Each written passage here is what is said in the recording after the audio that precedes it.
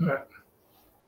Donc on est toujours dans le Yom Revi'i, dans la création des luminaires. Donc on avait vu Rashi la semaine dernière avec Yehi Meorot, avec encore une fois Rashi d'ailleurs que j'avais pas retrouvé.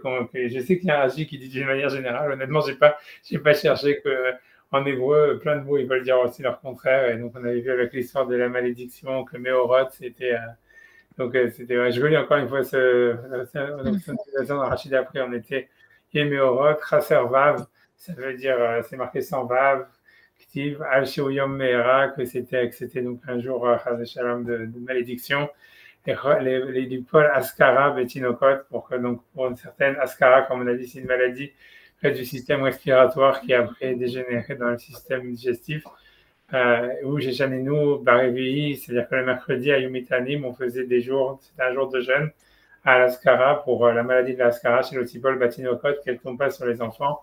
Et donc on avait vu que c'était l'idée que Mera, ça veut dire or, c'est la lumière, et Aru, c'est la même racine pratiquement que maudire. Et ici dans le passage on avait mis les trucs ambivalents, quoi. Et donc maintenant on avait parlé aussi un petit peu, je sais pas si on a fait sur Rashi. Moi ouais, on avait fait tous les rachis, on avait fait tous les rachis. On a fait, je pense qu'on a parlé de l'Avdil Ben Noyem ou de la lumière cachée, on a parlé. Je pense qu'on a parlé de Horaganouz. Oui. Donc on a fait tout ça. Donc on a fait aussi avec l'histoire aussi des éclipses, on dit que c'est un simanra, etc., que la Torah elle pensait, ça veut dire, voilà, peu importe ce que ça veut dire, toute cette histoire-là, que si les Morotes, elles avaient des simanim, c'était des, bon bref, voilà, donc on a vu. Et voilà, après ça, il dit, donc là, on devrait être Rashi ou le Moadim, si on ne l'a pas fait. Donc, le Moadim, c'est pour des rendez-vous. Donc, je traduis juste ce que Rashi dit. Rashi dit le Moadim, Hachem Ha'atid, c'est sur le futur. Chez Atidim Israël, les Istavot de la Moadot, c'est-à-dire que les Bnei Israël, ils vont avoir plus tard donc, la mitzvah de faire des fêtes de pèlerinage ou des fêtes qui sont fixées comme des temps, quoi. Donc, Moed, ça veut dire un temps. Vem Nimnim les Moulad Alevana, et ils sont comptés par rapport au renouveau de la Lune. Ouais, je ne sais pas pourquoi est-ce que Rachid a été tellement. Ça veut dire, moi dans le sens, ça veut dire, ça peut être les mois d'autres, ça peut vouloir dire simplement des périodes, c'est-à-dire à l'époque, ça veut dire pour fixer un rendez-vous, quel qu'il soit, tu vois, ça veut dire on regardait la Lune, quoi. C'est-à-dire qu'ils n'avaient pas, pour faire le calendrier, en fait, c'était une manière de, comment dire, de mesurer le temps, le cycle des étoiles, le cycle de la Lune, par exemple, et du Soleil, ça permettait de mesurer le temps. Donc, je ne sais pas pourquoi est-ce que Rachid avait besoin d'aller chercher, de dire que les Moadim, ça parle du futur, que ça parle des Moadim, que nous, on va avoir les fêtes de la Torah. Ça peut vouloir dire simplement que ça soit une manière pour les gens comment dire, de se repérer dans le temps. Tu vois, les Moadim, ça veut dire pour faire un rendez-vous. Tu vois, aujourd'hui, je sais pas comment dire, un rendez-vous en hébreu moderne, ça se dit, je sais plus comment ça se dit.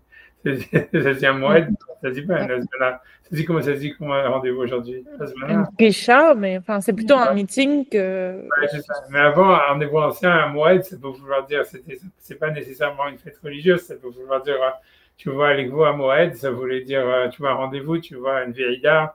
Je pense que ça vient de là, peut-être même le mot veïda, tous ces trucs-là. Mais bon, bref, je sais pas pourquoi est-ce que Rashi, il a eu besoin d'aller chercher le Midrash, il n'a pas voulu expliquer le sens littéral. Bon, bref, je ne vais pas rentrer là-dedans. Faut le regarder, je suis sûr que dans les commentateurs, ils en parlent, mais je ne sais pas si ça vous intéresse. Non, il y avait le truc très bizarre de la semaine dernière qu'on avait dit qu'on regarderait Nachmanide. C'était sur quoi? C'était sur ce qu'on avait lu la semaine dernière. Tu te souviens, Sarah? Il y avait le Léavdil. Ouais. Il avait une explication encore plus bizarre sur Léavdil Benyon Nouvel à Laila. Ok, alors on va arriver à peut-être qu'on avait fini Rachid, je ne me rappelle plus. Parce que je m'étais dit, tu vas bien finir Rachid et après on va dans Ramban, je sais pas. Ok, donc les Yamim, parce qu'avant on faisait pas Rachid, après à chaque fois, tu vois, j'avais commencé à faire le Ramban directement, après j'ai vu qu'à chaque fois, il mieux valait faire Rachid et après Ramban, quoi. Parce qu'à chaque fois on est obligé de revenir sur Rachid. Donc, les Moadim, c'est les fêtes. Après ça, donc voilà, donc il dit que en tous les cas, les fêtes, elles sont liées avec le renouveau de la Lune. Et donc, c'est pour ça que ça a été dit les Moadim, donc c'est pour fixer les fêtes. Ou l'Yamim, donc pour des jours, puisqu'il y avait marqué, dans le passage qui est marqué, Viou Leotot, ce sera des signes. Les Moadim pour les fêtes, on va traduire comme Rashi, ou les Yamim et pour les jours et pour les années. Alors, qu'est-ce que ça veut dire? Donc, il dit Liyamim pour les jours, Shimush Hachama Chatsiyom. Ça veut dire que le soleil, ça veut dire il est Meshamesh, ça veut dire, je sais pas comment dire, il a un pouvoir, on va dire, il fonctionne, il a traduit la moitié de la journée, Chatsiyom, et Shimush Alevana Chatsio. Et ça veut dire la moitié, et la nuit, la lune, elle fonctionne la deuxième partie de la journée, ça veut dire pendant la nuit. Un Yom Shalem, voilà un jour entier. Je sais pas ce qu'il veut racheter avec ça. C'est-à-dire qu'un jour, c'est un jour et une nuit, ou une nuit et un jour. Je sais pas ce qu'il veut avec ça. Mais c'est pas étrange parce que maintenant, enfin, moi, je comprends mieux les Moadim si c'est les Otot ou les Moadim ou les Yamim Veshanim. Si c'était juste pour se repérer dans le temps parce que comment la planète se déplace, ils se repéraient comme ça dans le temps de l'Antiquité, tout le monde, en fonction des étoiles. Et ben ça, c'est l'Yamim Veshanim. Et le Moadim, alors, c'est obligé de ramener les fêtes. Ok. Mais je vois pas pourquoi là, Yamim, il y a le Khatsir Chama. En plus, Chama, maintenant, c'est... Chama, à ce moment-là, c'est le soleil, parce que Chama, maintenant, c'est Mercure. Ah, c'est vrai? Ouais. Chama, dans le Tanakh et tout ça, c'est le soleil toujours. Ok. C'est appelé Kochav, normalement, je crois, hein, Kochav. Ok, parce que Chama, c'est le nom de Mercure, en fait. Ouais, c'est l'étoile la plus proche du soleil. Oui, ben oui, c'est pour ça. Je suppose, hein, je sais pas pourquoi ils sont donnés ça. Celles qui ont un nom Noga. Enfin, Noga, c'est le nom du Tanakh. Mais Noga, c'est Vénus. Ouais, c'est le nom du Tanakh. Ok. Chama, c'est le soleil, normalement, tout le temps. Et Kochav, je crois que c'est Mercure. Je pense, hein, tu vois, après, j'ai oublié. Mais Kochav, c'est toutes les étoiles? Ou c'est que Mercure? Ça veut dire que Kochav, c'est parce que je sais pas, Kochav, je sais pas pourquoi, mais ça veut dire peut-être parce que justement, il n'avait pas de nom, mais tu vois, ça veut dire, dans le Tanakh, on a vu que, tu vois, ou bien parce que c'était l'étoile qui est la plus proche du soleil, c'est pour ça qu'ils l'ont appelé Kochav, mais je crois que c'est en tout cas, Kochav, c'est vrai, non, c'est une étoile, c'est tout, hein, tu vois, Kochavim, c'est les étoiles. Et Mercure, je sais pas pourquoi, dans la Gemara, dans le Tanakh, c'est appelé Kochav. Ça veut dire. En plus, c'est pas une étoile. Et je suis sûre qu'il le savait quand même. Ouais, non, je sais pas, mais c'est comme ça. Je pense que c'est ça. Maadim, c'est Mars, bon, ça c'est connu. Ouais. Et après, c'est Levana, voilà. Selek, c'est Jupiter, je crois. Et après, qu'est-ce qu'on a vu? Il y avait quoi? Voilà. Et Saturne, c'est Shabbatai. Ouais. Voilà. Mais donc, je sais pas, c'est vrai que Korav, Mercure, c'est la seule planète qui n'a pas de nom et qu'ils l'ont appelé Korav, je sais pas pourquoi. Après, je sais pas.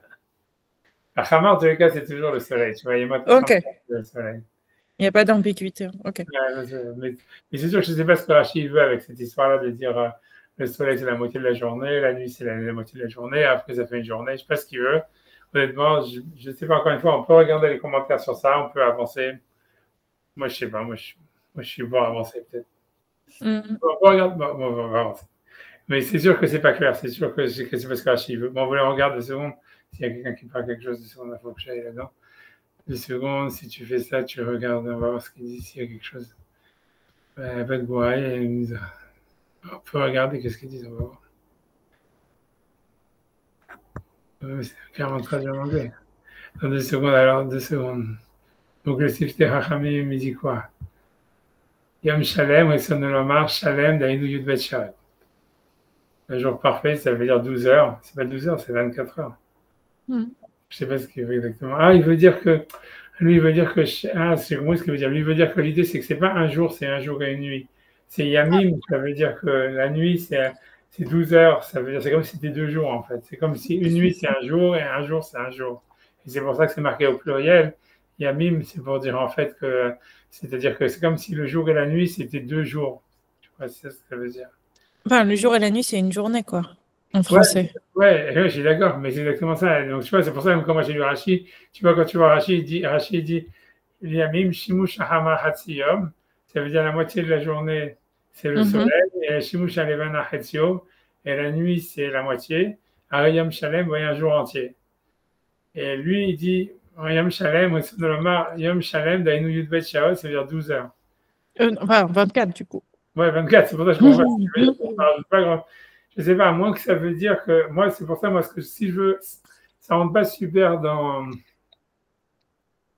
On peut rentrer ça dans Rashi, mais si on veut expliquer ce que lui veut dire, ça voudrait dire en fait que tu vois, c'est que si tu veux, la nuit c'est un jour entier et le jour c'est un jour entier.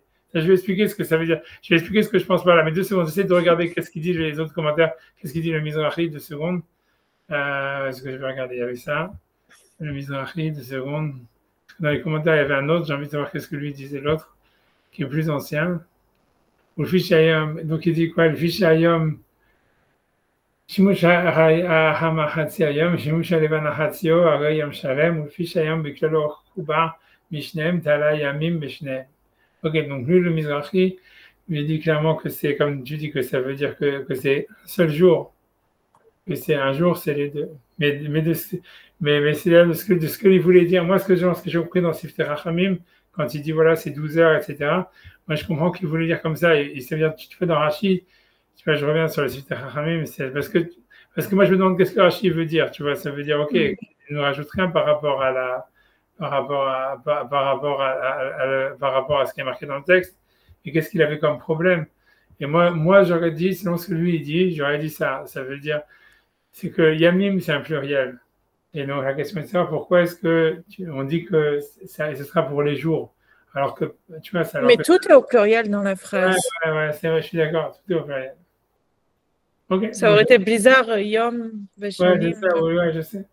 Ouais, non, je suis d'accord, c'est pas vraiment une preuve. Mais tu vois, ouais, je sais pas. Mais en tout cas, de ce qui a marqué, moi, j'ai l'impression qu'il veut dire, en fait, c'est comme si le jour et la nuit, ça veut dire le jour, c'est une nuit, ça veut dire comme si chaque cycle, le cycle du jour et le cycle de la nuit, c'était des cycles entiers à part entière, pas qu'ils ont besoin, pas qu'ils sont reliés l'un avec l'autre, tu vois.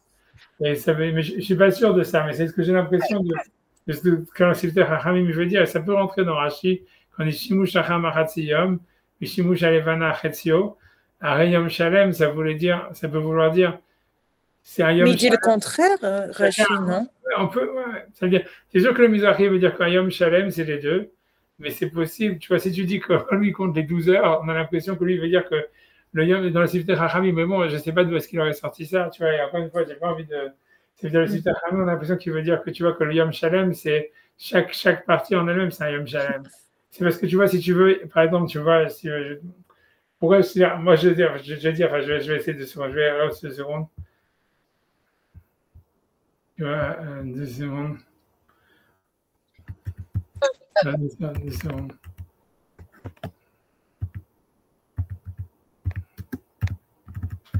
Je sais pas. Tu vois, ici, c'est par exemple, par rapport à ça, tu vois, il y a l'Agma qui demande, tu vois, si tu veux, l'Agma, elle divise la journée en plusieurs périodes. Tu vois, si tu veux, l'Agma, elle explique, tu vois, c'est-à-dire, elle demande qu'est-ce qu'Akadosh Baruch Hu fait pendant la journée. Tu vois, donc, il faut que j'aille retrouver, ok. Il faut remonter plus loin encore. Ça vient 2 secondes, c'est que, tu vois, l'Agma, elle explique, voilà, ici, l'Agma, elle dit comme ça, elle dit, le jour, c'est 12 heures. Tu vois, l'Agma, elle dit, Amar, non, je sais pas si j'ai ouais, c'est bon. Ouais, ça veut dire, l'Agma dit comme ça, elle dit, ok, c'est bon. Ani Ava Amarav Yehuda Amarav Shlemis Reshaot Aveyom. Ça veut dire la journée, c'est 12 heures, parce que je sais pas qu'est-ce que je montre, qu'est-ce que je montre pas. Voilà, j'ai compris. Mais ça, c'est l'Agma dans la Avodah Hazara. J'ai vu que la date 3, je crois 3B, je pense. Ça doit être écrit quelque part, mais enfin, bref, donc, en tous les cas, donc, Amarav Shlemis Reshaot Aveyom. Le jour, c'est 12 heures. Shalosh Harishonot, les 3 premières heures de la journée. Akadosh Baruch Hu Yoshev Ve'osek Batorah. Akadosh Baruch Hu, il s'assoit et il étudie la Torah. Shniyot. Alors, après ça, il fait le jogging. Il y a un moment où il fait le jogging. Donc, 3 heures et 3 jours, il étudie la Torah. Shniyot, c'est-à-dire les deuxièmes 3 heures de la journée. Yoshev Ve'dan et Kol HaOlam Kulo. Il s'assoit et il juge tout le monde. Au bout de ces 3 heures de jugement, il voit que le monde, il doit être détruit. Omed Mikise Adin, ça veut dire il se lève du trône du jugement, mais Yoshev al-Kisei Rachamim, et il s'assoit sur le trône de la miséricorde. Donc ça veut dire à partir de la moitié de la journée, quand le soleil commence à se coucher, c'est-à-dire à partir de Mincha, de Chatzot, il change d'optique, quoi, il devient Rachamim. Et donc qu'est-ce qu'il fait? Shlishiyot, ça veut dire ça veut dire de midi, on va dire jusqu'à 3 heures de l'après-midi, c'est la troisième tiers de la journée, le troisième quart de la journée. Shlishiyot, Yoshev Bezon et Kol Haolam Kulo, ça veut dire il nourrit tout le monde. Mikarne Remim, ça veut dire comment dire, des cornes. Un rem, eux, ils ont traduit un taureau. Non, mais un rem, c'est ces animaux-là qui ont en Israël. Je ne sais pas le nom en français. C'est des boucs, je pense. Le rem. Oh, c'est pas vraiment, mais un style, quoi. De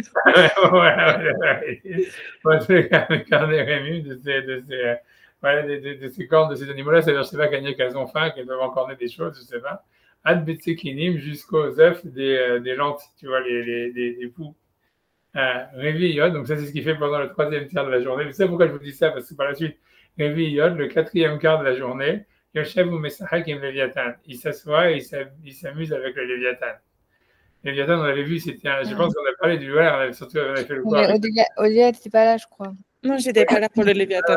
Le Léviathan, c'est un poisson, ça veut dire c'est un style de poisson, mais on est sûr que c'est un poisson?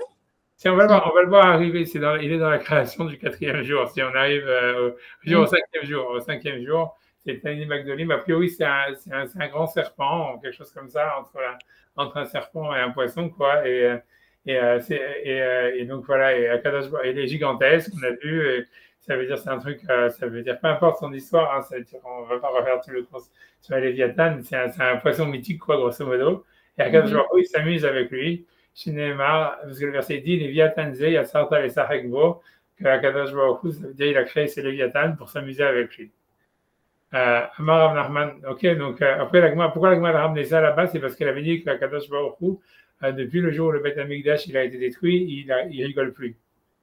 Alors l'Agma demande comment est-ce qu'on peut dire ça? Voilà, il y a marqué ici qu'il s'amuse avec le Léviathan. Et tout ça, je vous ai ramené ça pour la suite, tu vois. Bon, j'avance, tu vois. Amar Rav Nachman. Imbriotav Mesachek, ça veut dire il s'amuse avec ses créatures, mais il ne se moque pas d'eux. Et là, Otoyam Bilvad, sauf ce jour-là, c'est-à-dire le jour où, en fait, où il veut faire venir le Mashiach. Alors, il y a marqué dans l'Agma avant, elle disait que Hachem, il se moque des Goïm, il va leur faire des blagues et tout ça, etc. Bref, ça, on va sur l'histoire des blagues qu'il va faire aux Goïm, c'est pas le problème. Mais ça veut dire que ça, c'est ce que l'Agma décrit qu'il fait dans la journée. Et après, la Gemara demande, tu vois, donc ça veut dire, pour revenir un quart de la journée, pendant les 3 premières heures de la journée, il étudie la Torah. Le deuxième quart de la journée, il juge le monde. Le troisième quart, il nourrit le monde.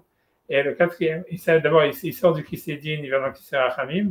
Vers le milieu de la journée, il change. Et donc, puisqu'il voit que le monde, normalement, ne peut pas tenir dans le Kisé Adin. Et donc, à partir de l'après-midi, il commence à nourrir le monde de Midat Rachamim. Et le quatrième partie de la journée, en fait, il s'amuse avec le Léviathan. Et si tu regardes, en réalité, ça veut dire, ça parle un petit peu de la journée d'un juif normal, tu vois, ça veut dire un juif, normalement, le matin, il va étudier la Torah. Après ça, si tu veux, quand il dit il va juger le monde, tu vois, ça veut dire, c'est comme si tu vois, comme s'il fait le business, ou surtout à l'époque des rabbanim. Si tu veux, c'est ça ce que les rabbanim ils faisaient à leur époque. Le matin, ils étudiaient la Torah, après ça, ils devaient juger jusqu'à midi. Après ça, à midi, il devenait la tzaka, tu vois, il devait, si tu veux, comment on dit, distribuer la tzaka qu'ils avaient pour les pauvres, etc. Et le soir, c'est comme si tu regardes la télé, tu vois, ça veut dire tu t'amuses avec le Léviathan, ça veut dire tu relaxes, quoi. Et tu vois, et ça veut dire qu'on met Akadosh Baruch Hu comme, tu vois, à ce même niveau, si tu veux. Mais c'est pas hyper bizarre, ça? Oui, non, je comprends pas en quoi c'est un truc super bizarre. Non, c'est hyper bizarre. Mais ça veut dire c'est le sens littéral de ça. Et en plus, ça se ramène dans la halakha par la suite. Parce que, tu vois, par exemple, on va voir, ça veut dire la raison, sache-le, c'est aussi bizarre que ce soit. Ça veut dire que la Gemara dit que, ça veut dire, ok, je ne vais pas rentrer là parce qu'on n'est pas en gravitation, mais l'heure des slichot, le fait de faire des slichot le matin, on apprend de cette Gemara. Parce qu'on va voir que la Gemara, elle va dire en fait que pendant la nuit, il fait la même chose que le jour. Et donc, en fait, ça veut dire qu'avant le lever du soleil, ça veut dire qu'Akadosh Baruch Hu, en fait, il s'amuse avec le Léviathan. Et donc, on dit que comme c'est le moment où Hachem, il s'amuse avec le Léviathan, c'est là où est-ce qu'on peut lui demander des tfilotes, parce qu'en fait, il est content et il accepte toutes les tfilotes qu'on lui demande. Et tu vois, et ça veut dire, tu vois, c'est quand tu regardes dans la loi du Silikot, c'est ça, c'est dans les codes des Silikot qu'on fait en Elul, c'est ça la base. Mais comment ça fonctionne, puisque les Silikot, elles sont valables à partir de minuit et demi? Et si la nuit, c'est comme le jour, ok, d'accord, mais c'est plus. Nuit, c'est pas la même chose. ok, mais déjà, à partir de minuit et demi, déjà, il est gentil, tu vois, parce que minuit et demi, il nourrit le monde et tout ça, etc., dans le Midat HaRachamim et tout ça. Et tu vois, et ça veut dire, mais c'est sûr que le plus, c'est de le faire après. En fait, le vrai temps des slichot, tu vois, c'est avant le lever du soleil et tout ça, c'est quand Hachem il s'amuse avec le Léviathan. Et en tout cas, pour l'instant, on n'est pas arrivé. Mais tu vois ce que je veux dire, tu vois, en tout cas, tu vois, a priori, ce que la Gemara, elle veut dire, en fait, si tu veux, à mon avis, elle veut dire que tout ça, c'est sûr, c'est des activités humaines, grosso modo.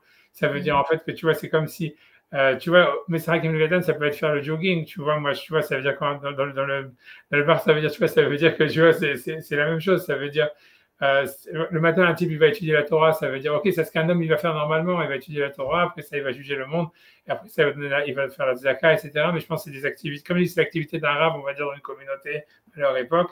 Mais tu vois, je pense que c'est surtout aussi, tu vois, même la journée d'un juif normal, tu vois, ça veut dire, si tu vois, la plupart, ils étudient la Torah le matin, après ils vont travailler, après ça, ils essaient, tu vois, d'être gentils, de faire du social, ou tu vois, d'aider leur famille, ou d'aider les gens, etc., machin, blablabla. Et le soir, tu vois, ils s'amusent, ils relaxent, tu vois. Et ça veut dire que l'idée, c'est de dire que voilà, c'est comme ça qu'un homme, il devrait organiser. Le sens littéral de l'Agmara, si on ne va pas donner un sens plus, on va dire, ça veut dire plus profond, tu vois, mais ça voudrait dire, en fait, tu vois, ça veut dire que voilà, qu'un homme, il doit organiser sa journée comme ça, tu vois, ça veut dire comme si à un moment, il doit étudier, à un moment, il doit juger, à un moment, il doit, tu vois, ça veut dire entrer dans l'action. Après ça, à un moment, il doit être, tu vois, ça veut dire malgré tout ce qu'il a pensé, tu vois, il doit être, tu vois, on va dire, tu vas faire qui sert à Hamim, ça veut dire être gentil, ça veut dire être gentil avec soi-même, mais ça veut dire que tu n'es pas obligé, tu vois, à partir de l'après-midi, tu ne vis plus au niveau de ton idéal que tu t'étais fixé, quoi, tu vois, grosso modo, tu vois, ça veut dire, c'est comme si, tu vois, même si tu te fixes des buts et tout ça, etc., et que tu vas avoir un idéal, tu sais que tu ne vas pas être au niveau tu vois, ça veut dire du jugement que tu t'es fait à toi-même ou sur les autres. Tu vois, c'est comme si quand tu vas dans la journée, tu te dis, OK, aujourd'hui, je vais faire ça, ça, ça, ça. OK, jusqu'à midi, si tu veux, ouais, je vais pas venir l'après-midi. Tu dis, ouais, encore, je peux y arriver, ou tu veux vraiment y être, tu vois, on va dire. Mais bon, après l'après-midi, déjà, tu as compris que bon, tu vas pas réussir sûrement à faire tout ce que tu t'étais fixé. Donc, en fait, tu vois, tu es Raham, tu vis avec ça, quoi. Et on va dire, tu deviens gentil avec toi-même, avec les autres, etc. Et ça veut dire, tu deviens réaliste. Tu abandonnes un peu les buts que tu t'étais fixés, on va dire, pendant le matin. Et après ça, bon, tu relaxes et le lendemain, c'est reparti, si tu veux un truc comme ça, tu vois. Et, Mais c'est pas. Mais je comprends que ce soit une manière de dire que c'est peut-être une manière dont l'homme devrait séparer sa journée, mais c'est pas hyper problématique d'écrire ça, pas les rabbins, mais d'écrire ça. ouais, Il y a, ouais, non, il y a c'est pas, non, il y a c'est pas un avis qui dit c'est problématique d'écrire ça. non, il y a pire que ça.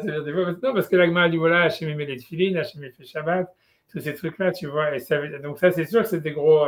Tu vois, il y a l'Agma qui dit Hachem met les tefilines, parce qu'on dit qu'Hachem on sait qu'Hachem fait la tefila, tous ces trucs-là. Donc, ça veut dire, c'est sûr que, tu vois, je pense, tu vois, c'est difficile à expliquer, tu vois, ça peut s'expliquer de plein de manières, tu vois. Mais grosso modo, tu vois, grosso modo, tu vois, ça veut dire, je pense que le sens littéral, il est de dire que ça veut dire, à mon avis, le sens littéral de, moi, comment j'expliquais ça? Tu vas trouver plein qui vont parler de ça. Je suis sûr que tu regardes dans le Maral de Prague, c'est sûr qu'il doit tartiner là-dessus, etc. Mais ça veut dire qu'à mon avis, le sens littéral, ça voudrait dire en fait que, parce que pour moi, l'idée, c'est que Hachem, ça veut dire, voilà, ça veut dire Hachem, il a créé le monde, etc. Il est partout, il est dans le monde, etc. Mais ça veut dire en fait qu'il est aussi dans la nature humaine. Ça veut dire que, tu vois, c'est-à-dire que, tu vois, en fait, de la même manière que, tu vois, on va dire n'importe quoi, c'est une réflexion de l'existence d'Hachem, puisqu'il est un. Et ça veut dire, je sais pas, il est dans une bouteille de coca, il est dans une table, il est dans n'importe ce que tu veux. Mais ça veut dire, et donc il est dans l'univers, et la Torah, c'est une réflexion de la présence d'Hachem, et l'univers, c'est une réflexion de la présence d'Hachem, etc. Mais ça veut dire la nature humaine, elle est aussi une réflexion de la présence d'Hachem. Ça veut dire Hachem, il a fait que, si tu veux, dans la nature humaine, un homme, il va appréhender sa journée de cette manière, si tu veux, naturellement, quoi. Ça veut dire, tu vois, on va voir qu'est-ce que ça, tu vois, l'Agma a parlé des différents avis, mais ça veut dire étudier la Torah, ça veut dire, voilà, je sais pas, tu vois, ça peut vouloir dire tu vois, ça veut dire créer un idéal, ou j'en sais rien, ou tu vois, ça va faire une activité, on va dire, qui est au-dessus, tu vois, on va dire, on va dire, comment dire, quelque chose qui est qui est en porte-à-faux, en même temps qui est pas porte-à-faux, mais qui est en quelque chose qui est dans le reste de sa journée, mais qui en même temps qui est au-dessus, qui est pas dans sa journée, tu vois. C'est comme les Américains, le matin, ils font de la méditation, tu vois. C'est la même chose que ici quand tu dis étudier la Torah, mais ça veut dire le fait que ils le font pas parce que c'est une mitzvah ou quoi que ce soit, mais ça veut dire que c'est dans la nature humaine. Un homme, tu vois, le matin, il veut passer un temps où en même temps, tu vois, ça veut dire que c'est quelque chose qui va avoir une influence sur sa journée, dans une activité qui va en même temps avoir une influence sur sa journée, mais qui en même temps n'est pas dans sa journée, tu vois. Comme ici, tu vois, dans ce que la Gemara a donné comme exemple, c'est l'étude de la Torah. Parce que pour les Juifs, c'est ça, c'est tu vas étudier la Torah, c'est en même temps quelque chose, tu vois, tu vois, ça veut dire que ça va te donner une orientation dans ta journée, etc. Mais en même temps, c'est pas quelque chose qui est vraiment, tu vois, c'est pas ton planning de qu'est-ce que je fais aujourd'hui, etc. C'est un truc, tu vois, comme ça, tu vois. Et ça veut dire, l'idée quand la Gemara dit, voilà, que c'est ça ce que Hachem, il fait les 3 premières heures de la journée, ça veut dire que dans la nature humaine, un homme, il a ça, de commencer sa journée comme ça, ou d'avoir une partie consacrée dans sa journée à ça, et en général, c'est le matin.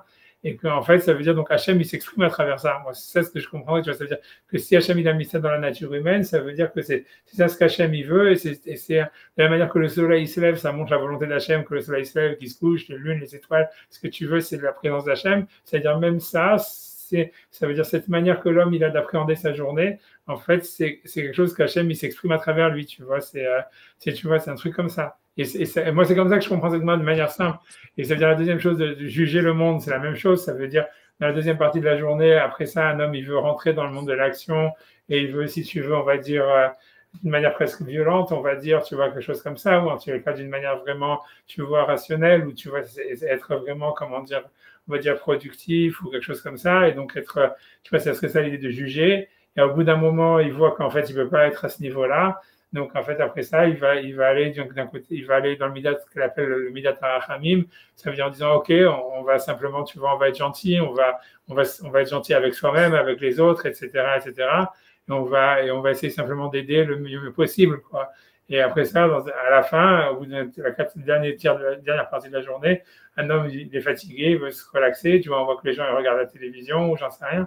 Tu vois, ça veut dire, mais ça veut dire que c'est dans la nature humaine, tu vois. Et ça, c'est l'expression de la volonté d'Hachem. Parce que pourquoi Hachem, il a fait qu'un homme, il a ça dans sa nature? C'est parce que, en fait, c'est ça ce qui est en phase avec la nature de la création du monde, avec ce qu'on appelle le Seder Haolam, ou tu vois ce que je veux dire? Moi, c'est comme ça que je comprends cette Gemara. Ça veut dire, cette nature humaine profonde, cette manière que l'homme, il a d'appréhender la journée. En fait, elle est l'expression de la volonté d'Hachem, et donc c'est comme si Hachem lui-même, il le faisait, quoi. C'est comme ça que j'aurais expliqué ça, on va dire, dans le sens, tu vois, dans le sens littéral. Tu vois, j'aurais expliqué un truc dans ce goût-là. Mais alors, pourquoi l'écrire comme ça? Ouais, moi aussi, j'avais demandé, ça aurait pu être formulé comme vous l'avez formulé, mais Ouais.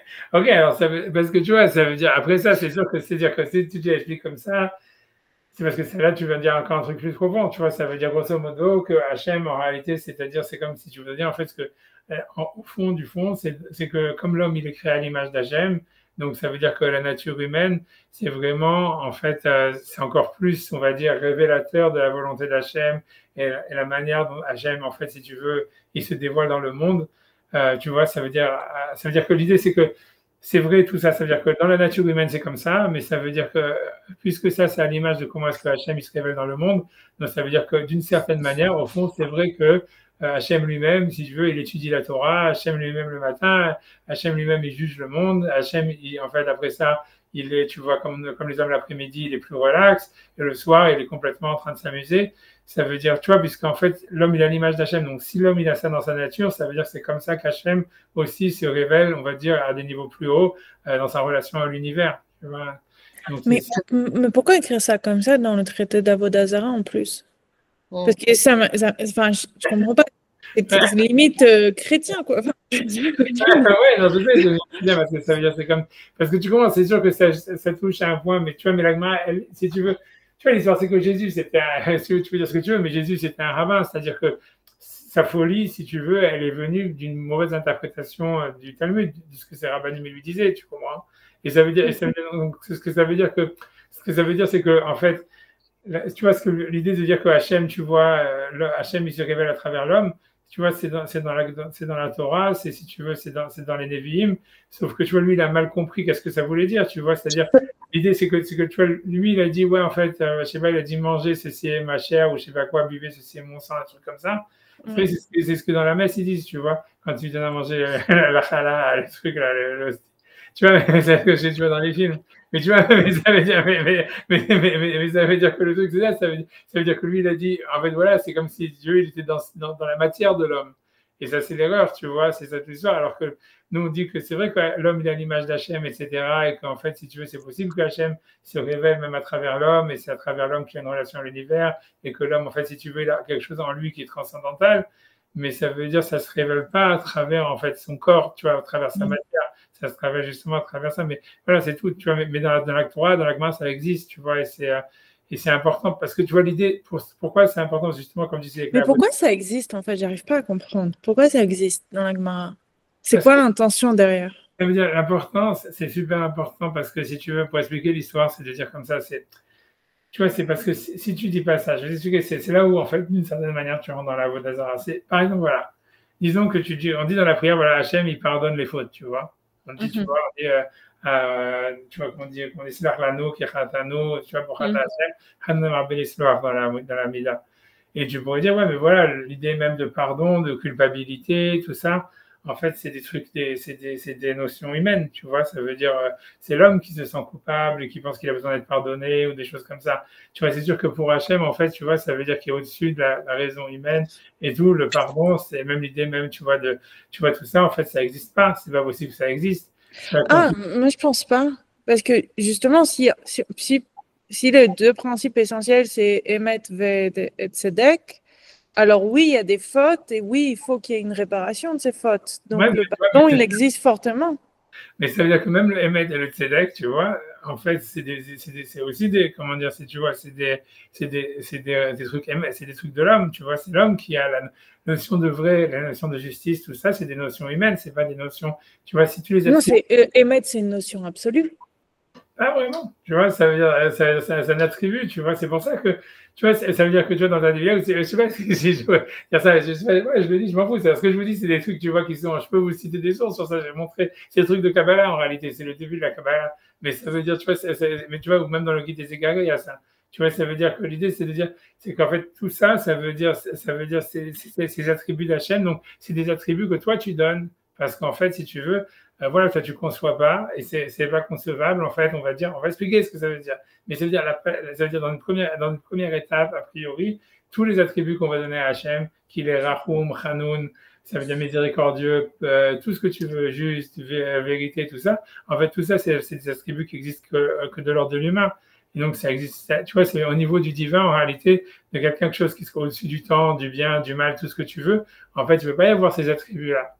Et alors, j'ai commencé ça, tu vois, c'est ce que ça veut dire, parce qu'il faut comprendre ça, tu vois, ça veut dire, je sais pas si c'est ça ou c'est compliqué, mais ce que ça veut dire d'une certaine manière, ça veut dire au fond que, en fait, toute religion, ça veut dire, parce que dès que tu vas parler de religion, ça veut dire que tu vas dire, je communique avec Hachem et je lui attribue à Hachem, en fait, tu vois, des intentions, etc., humaines ou des choses comme ça. En fait, c'est fondamentalement, si tu veux, c'est de la Avodah. C'est ça, tu vois, c'est ce que Maïmonide dit dans le guide des égarés, etc. C'est-à-dire, c'est fondamentalement la Avodah. Maintenant, alors, comment tu peux sortir de ça? Comment tu peux dire, non, mais la Torah nous dit, voilà, il y a la Nevoua, Hachem communique, on reçoit des mitzvot, ta. Et c'est expliqué pourquoi la Gemara, elle dit ça et pourquoi c'est important que la Gemara le répète dans plein d'endroits. C'est la seule manière de dire en fait, la religion, c'est pas de la Avodah, c'est de dire que Hachem, il se révèle à travers la nature humaine. Ça veut dire que c'est vrai que Hachem, si tu veux, il n'est pas Rahum, il n'est pas Hanou et tout ce que tu veux, il n'y a pas de Emet, il n'y a pas de Tzedek, tout ça, c'est l'homme qui l'a créé. Mais ça veut dire que Hachem, tu vois, Hachem, tu vois, pourquoi est-ce qu'il a fait que l'homme, lui, il aime la vérité, il aime le Tzedek, il veut, tu vois, il conçoit que Hachem, il pardonne ou qu'il juge, il conçoit tous ses attributs, en fait, humains. Pourquoi est-ce que Hachem, si tu veux, l'homme, il attribue tout ça à Hachem, à Dieu, dans sa relation au divin? C'est parce que c'est Dieu qui a mis ça en lui. Si tu veux. Et c'est en ça qu'il est au Tselem Elohim. Tu vois, ça veut dire, tu vois, et c'est pour ça que c'est important qu'à chaque fois la Gemara dit non, Hachem il étudie la Torah, Hachem il fait Shabbat, Hachem il met les tefilines. C'est pour te dire, tu vois, en fait, c'est pas que tu mets les tefilines parce qu'en fait tu vas avoir une relation avec le divin et c'est une invention que tu as fait toi en tant qu'être humain pour avoir une connexion avec Akadosh Baruch Hu. Non, ça veut dire c'est Hachem, tu vois, qui s'exprime à travers ta nature. Et tu vois, et qui a fait que toi, tu dis, tu ressens que quand tu fais Shabbat, tu as une connexion avec Hachem. Et il a donné ça à Moshe, à la Névoa, etc. Il s'est révélé sur l'Ar Sinaï. Mais ça veut dire, et que quand Hachem même il parle, tu vois, les mots, c'est humain, tu vois. Donc c'est une révélation d'Hachem. Mais ça veut dire que cette révélation d'Hachem à travers la parole, à travers des mitzvot, à travers la Névoa, en fait, et à travers tout ce qu'on ressent quand on parle d'Hachem, ça veut dire qu'il est juste, qu'il est miséricordieux, tout ce que tu veux. En fait, pourquoi c'est pas faux? Pourquoi c'est pas, si tu veux, une invention humaine? C'est parce que c'est Hachem qui se révèle à travers la nature humaine. Et si tu veux, c'est ça, si tu veux, le concept, on a parlé du Rakia, si tu veux, qu'on a pendant plusieurs jours. Et si tu veux, l'idée même de la Shrina d'en haut et de la Shrina d'en bas qui veulent se réunir, c'est ça, si tu veux, ça veut dire, en fait, l'idée, c'est que quand toi, tu veux la vérité ou tu veux la justice ou n'importe quoi, en fait, c'est la Shrina qui est dans la matière, qui est dans ton corps, qui veut remonter vers sa source, tu vois. Et Hachem, il veut redescendre, lui, il veut descendre dans le monde. C'est pour ça qu'il veut qu'il y ait le Beth Amikdash et tout ça, etc. Parce que d'un autre côté, la Shrina d'en haut, elle veut descendre dans la matière. Et c'est ça le mouvement incessant, comme le mouvement de l'eau, tu vois, qui veut monter vers le haut, qui fait qu'après, quand il est avec les nuages, et qu'après qui redescend quand il pleut. Si tu veux, c'est ça le mouvement de la Shrina, etc., etc. Et donc, si tu veux, c'était important pour la Gemara, c'est la Torah de le dire à chaque fois, la Gemara, c'est pour ça que la Gemara donne tous ces midrashim là, parce qu'en fait, c'était super important de justifier, de dire non, c'est pas une invention. C'est pas, on étudie la Torah pour se sentir proche d'Hachem, c'est nous qu'on l'a inventé, tu vois, c'est une valeur humaine qui a rien à voir avec est-ce que c'est Hachem, il est dans la vérité. En réalité, dans l'absolu. L'idée, c'est non, c'est Hachem qui se révèle à travers la nature humaine.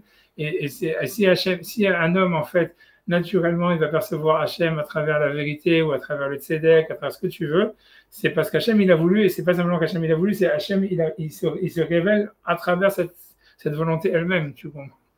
Et donc, c'est vrai, et donc ça veut dire qu'il faut faire attention, ça veut dire que la nature humaine, non seulement on peut voir la volonté d'Hachem à travers la nature, ça veut dire de dire que voilà, Hachem, ça veut dire qu'à travers les lois de la nature, on peut savoir qu'est-ce que Hachem il veut. Tu vois, ça veut dire, tu vois, c'est pas pour rien qu'Hachem il a fait des plantes, c'est pas pour ça que Hachem il a fait tu vois, tout ce que le monde tel qu'il fonctionne, etc. Et donc, ça nous apprend quelque chose. Nous, on doit se mettre ça veut dire, ça veut dire en harmonie avec, tu vois, ce qu'Hachem il a voulu dans la création de l'univers. Et la Torah nous aide à ça, etc. Mais ça veut dire aussi, il faut être attentif à la nature si tu veux, pour comprendre la volonté d'Hachem, il faut être aussi attentif à la nature humaine. Parce que la nature humaine, comme l'homme, il est Betselem Elohim, elle nous apprend encore plus, si on veut, tu vois, qu'est-ce que Hachem il veut, quoi. Et donc, si un homme le matin, il a envie d'étudier la Torah, ça veut dire Hachem, Hachem, il étudie la Torah le matin. Si un homme, tu vois, il a besoin, il va juger le monde, ça veut dire il va entrer dans le business et j'en sais rien, il va commencer à travailler, à juger les autres, à juger lui-même, à voir s'il a bien fait, pas bien fait. Ça, ce que ça veut dire, juger le monde, ça veut dire il rentre dans le monde de l'activité, où en fait il juge et tu vois, il essaye de se parfaire, whatever it is. Ça veut dire que c'est Hachem qui le fait aussi, tu vois, et c'est la même chose, tu vois, quand un homme l'après-midi, il est plus relax et tout ça, quand il voit qu'il n'arrive pas à ses idéaux ou à ses buts, il va avoir une vision, tu vois, plus, tu vois, on va dire, voilà, on fait le mieux qu'on peut ou j'en sais rien, de qui c'est Rachamim, comme ils ont dit. Alors, c'est Hachem qui veut que ça soit comme ça. C'est mis dans la nature humaine que ça soit comme ça. Donc, c'est Hachem qui veut que ça soit comme ça, qui s'exprimerait à ça. La même chose avec quand le soir, un individu veut relaxer et qu'il regarde des vidéos YouTube ou j'en sais rien. C'est Hachem qui veut aussi que ça soit comme ça. C'est Hachem, il a mis ça dans la nature humaine. Donc, il s'exprime à travers ça, tu vois. Et tu vois, ça veut dire, l'idée, c'est que c'est pas quelque chose qu'un homme, il doit dire, ah non, je veux pas être comme ça. Moi, je vais étudier la Torah toute la journée. Tu vois, et je vais être en mode Midatadin toute la journée. C'est pour te dire que non, c'est pour quand la Gemara te dit non, mais Hachem, il fait ça, ça veut dire, c'est pour te dire, oui, si c'est comme ça, c'est que c'est Hachem, il veut que ça soit comme ça. Et Hachem lui-même, il est comme ça. C'est pour ça, tu vois, qu'à Mincha, on fait la tefila beaucoup plus court qu'à Shacharit, parce qu'à Shacharit, comme on te dit, c'est un moment de jugement, etc. Donc, si on veut demander quelque chose à Hachem, donc on fait beaucoup plus de Tehillim, de machin, etc. On dit que Mincha, c'est un Etratson, c'est un moment de volonté où Hachem, il est plus apte à accepter les tfilotes. Ou comme voilà, on dit, où il y en a qui disent même le soir, ou même, tu vois, ça veut dire, comment on va voir dans les silichot, que c'est parce que voilà, c'est le matin avant le lever du soleil, c'est là où Hachem il s'amuse avec le Léviathan.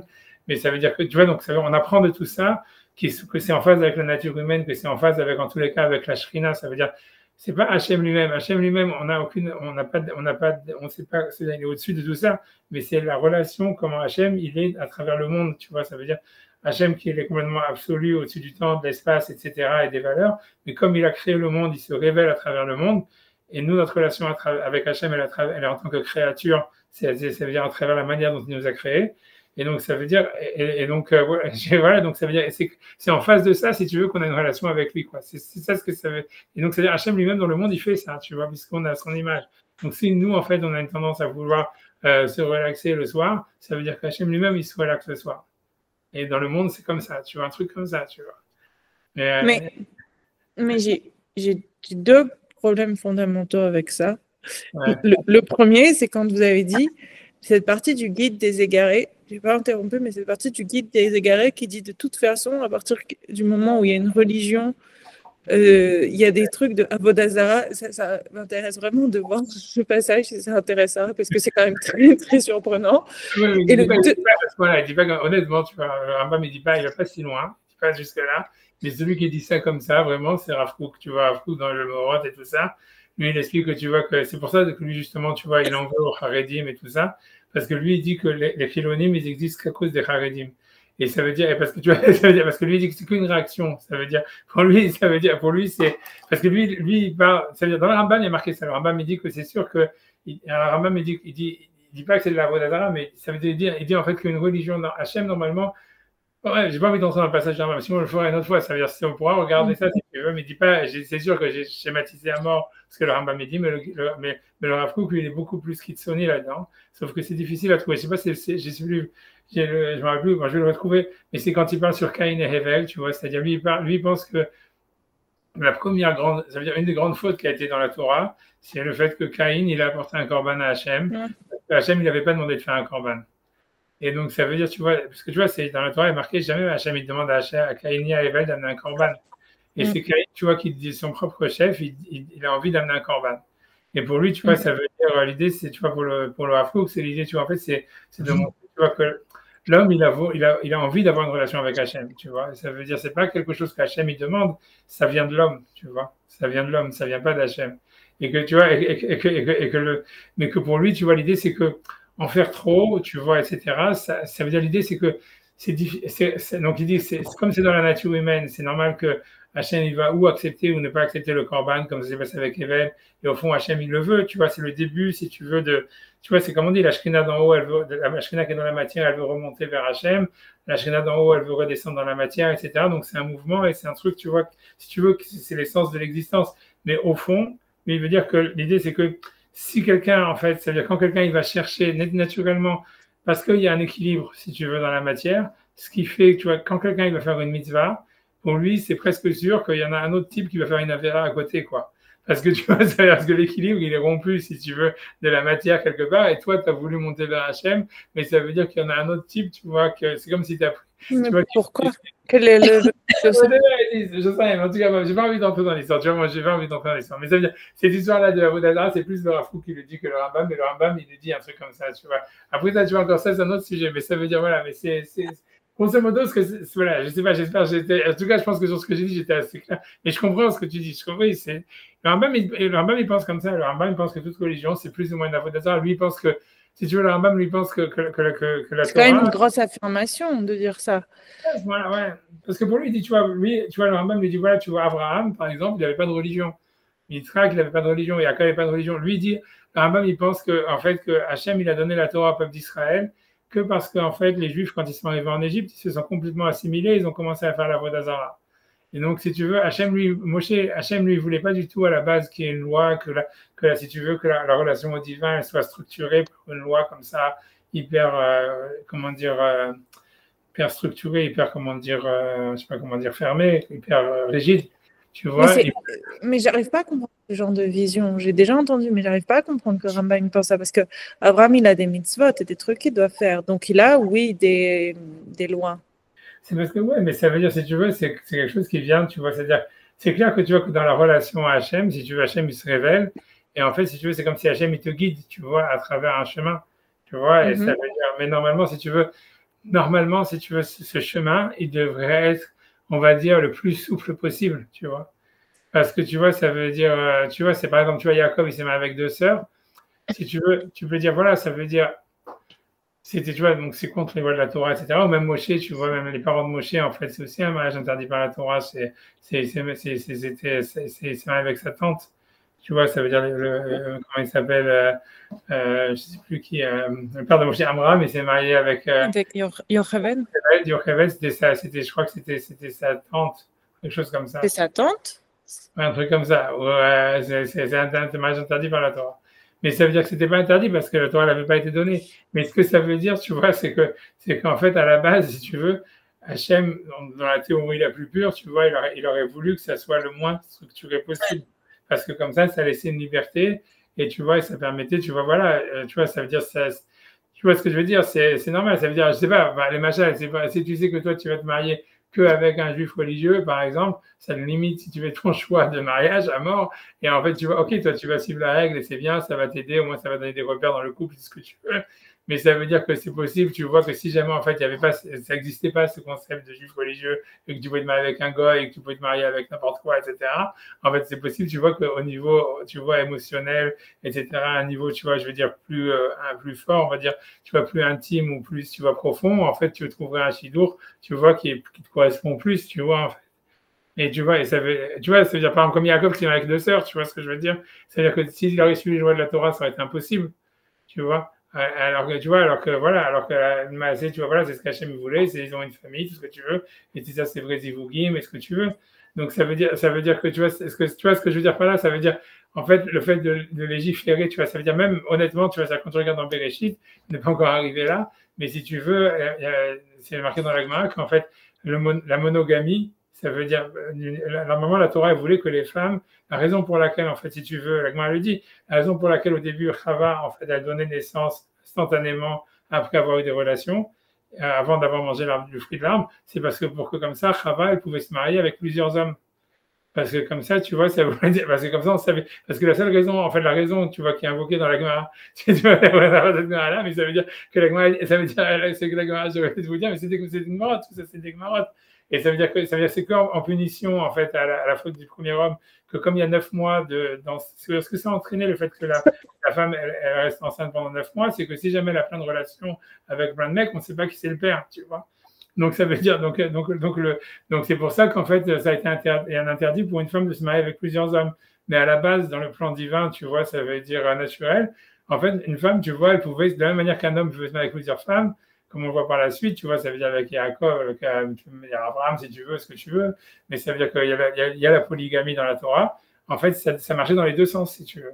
Et donc, dans le plan divin, si tu veux, Hachem, il voulait limiter au minimum l'homme. Tu vois, ça veut dire, et si tu veux, c'est un truc que tu retrouves dans tout le Maaseh Bereshit, tu retrouves tu vois, c'est-à-dire qu'au début, quand Hachem, il donne à l'homme, il crée l'homme, il lui donne une seule mitzvah, il dit, ne mange pas de cet arbre-là.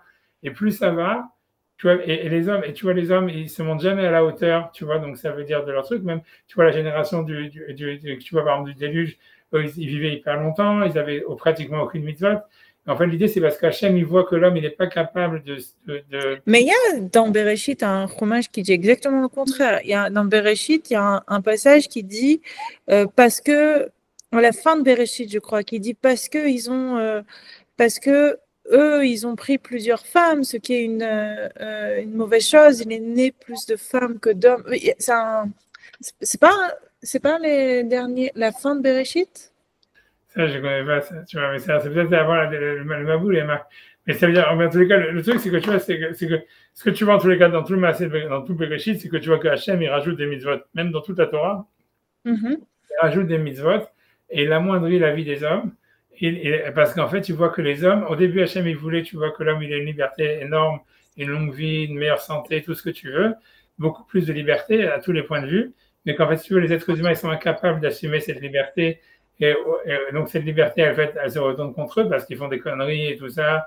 Ils détruisent le monde. Tu vois, ça veut dire, et donc, à chaque fois, Hachem, il est obligé de les recadrer en rajoutant des mitzvot, en rajoutant des commandements, en amoindrissant leur vie, en limitant leur liberté, en limitant la liberté.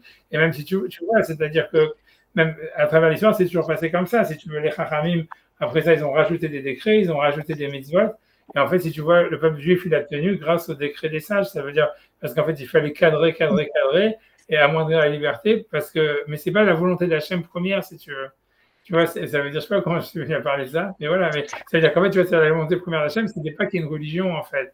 C'est que, tu vois, c'est que l'homme, en fait, il existe et qu'il soit libre de faire ce qu'il veut et qu'à travers ça, tu vois, il va il va, si tu veux, faire progresser l'univers et en fait, grâce si tu veux, à sa liberté, à sa, tu vois, à tout ça, à sa force, à longue vie, tout ce que tu veux, en fait, ils deviennent un associé avec Hachem dans la création de l'univers et dans son développement. Mais en fait, ce qui se passe, c'est que quand c'est comme ça, l'homme, en général, il va pas être capable d'assumer, il va faire des conneries. Tu vois, c'est comme tu vois les gens au pouvoir. Tu vois, ça veut dire dès que tu donnes à quelqu'un du pouvoir, qu'est-ce qu'il va faire? Il va voler, il va tout ça. Tu vois ce que je veux dire? C'est la même chose, si tu veux. Ça veut dire, ouais, ça veut dire, on n'est pas capable d'assumer, en fait, une position Mais alors, privilégiée. comment une telle position se justifie avec ces gmarottes? Comment on peut dire d'un côté, c'était pas le plan d'avoir une religion et des règles, et d'un autre côté, chaque chose chaque appel que tu as à une heure de la journée, c'est parce que c'est ta relation avec Dieu. C'est contradictoire complètement.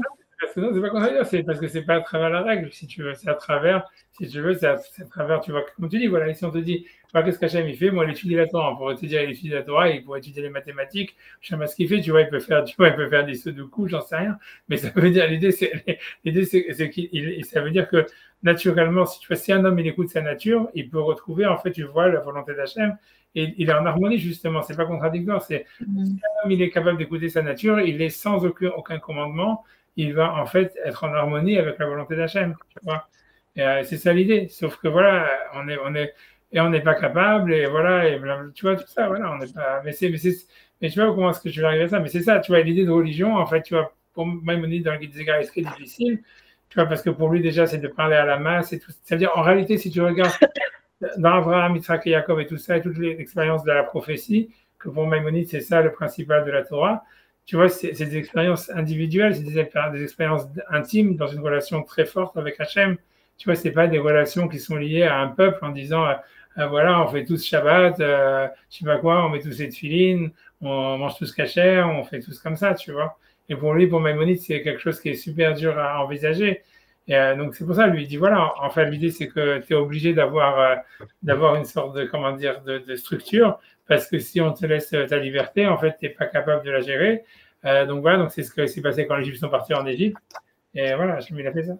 Tu vois, Mais du coup, c'est horrible parce on vit une vie qui est hyper pas connectée à la source, quoi.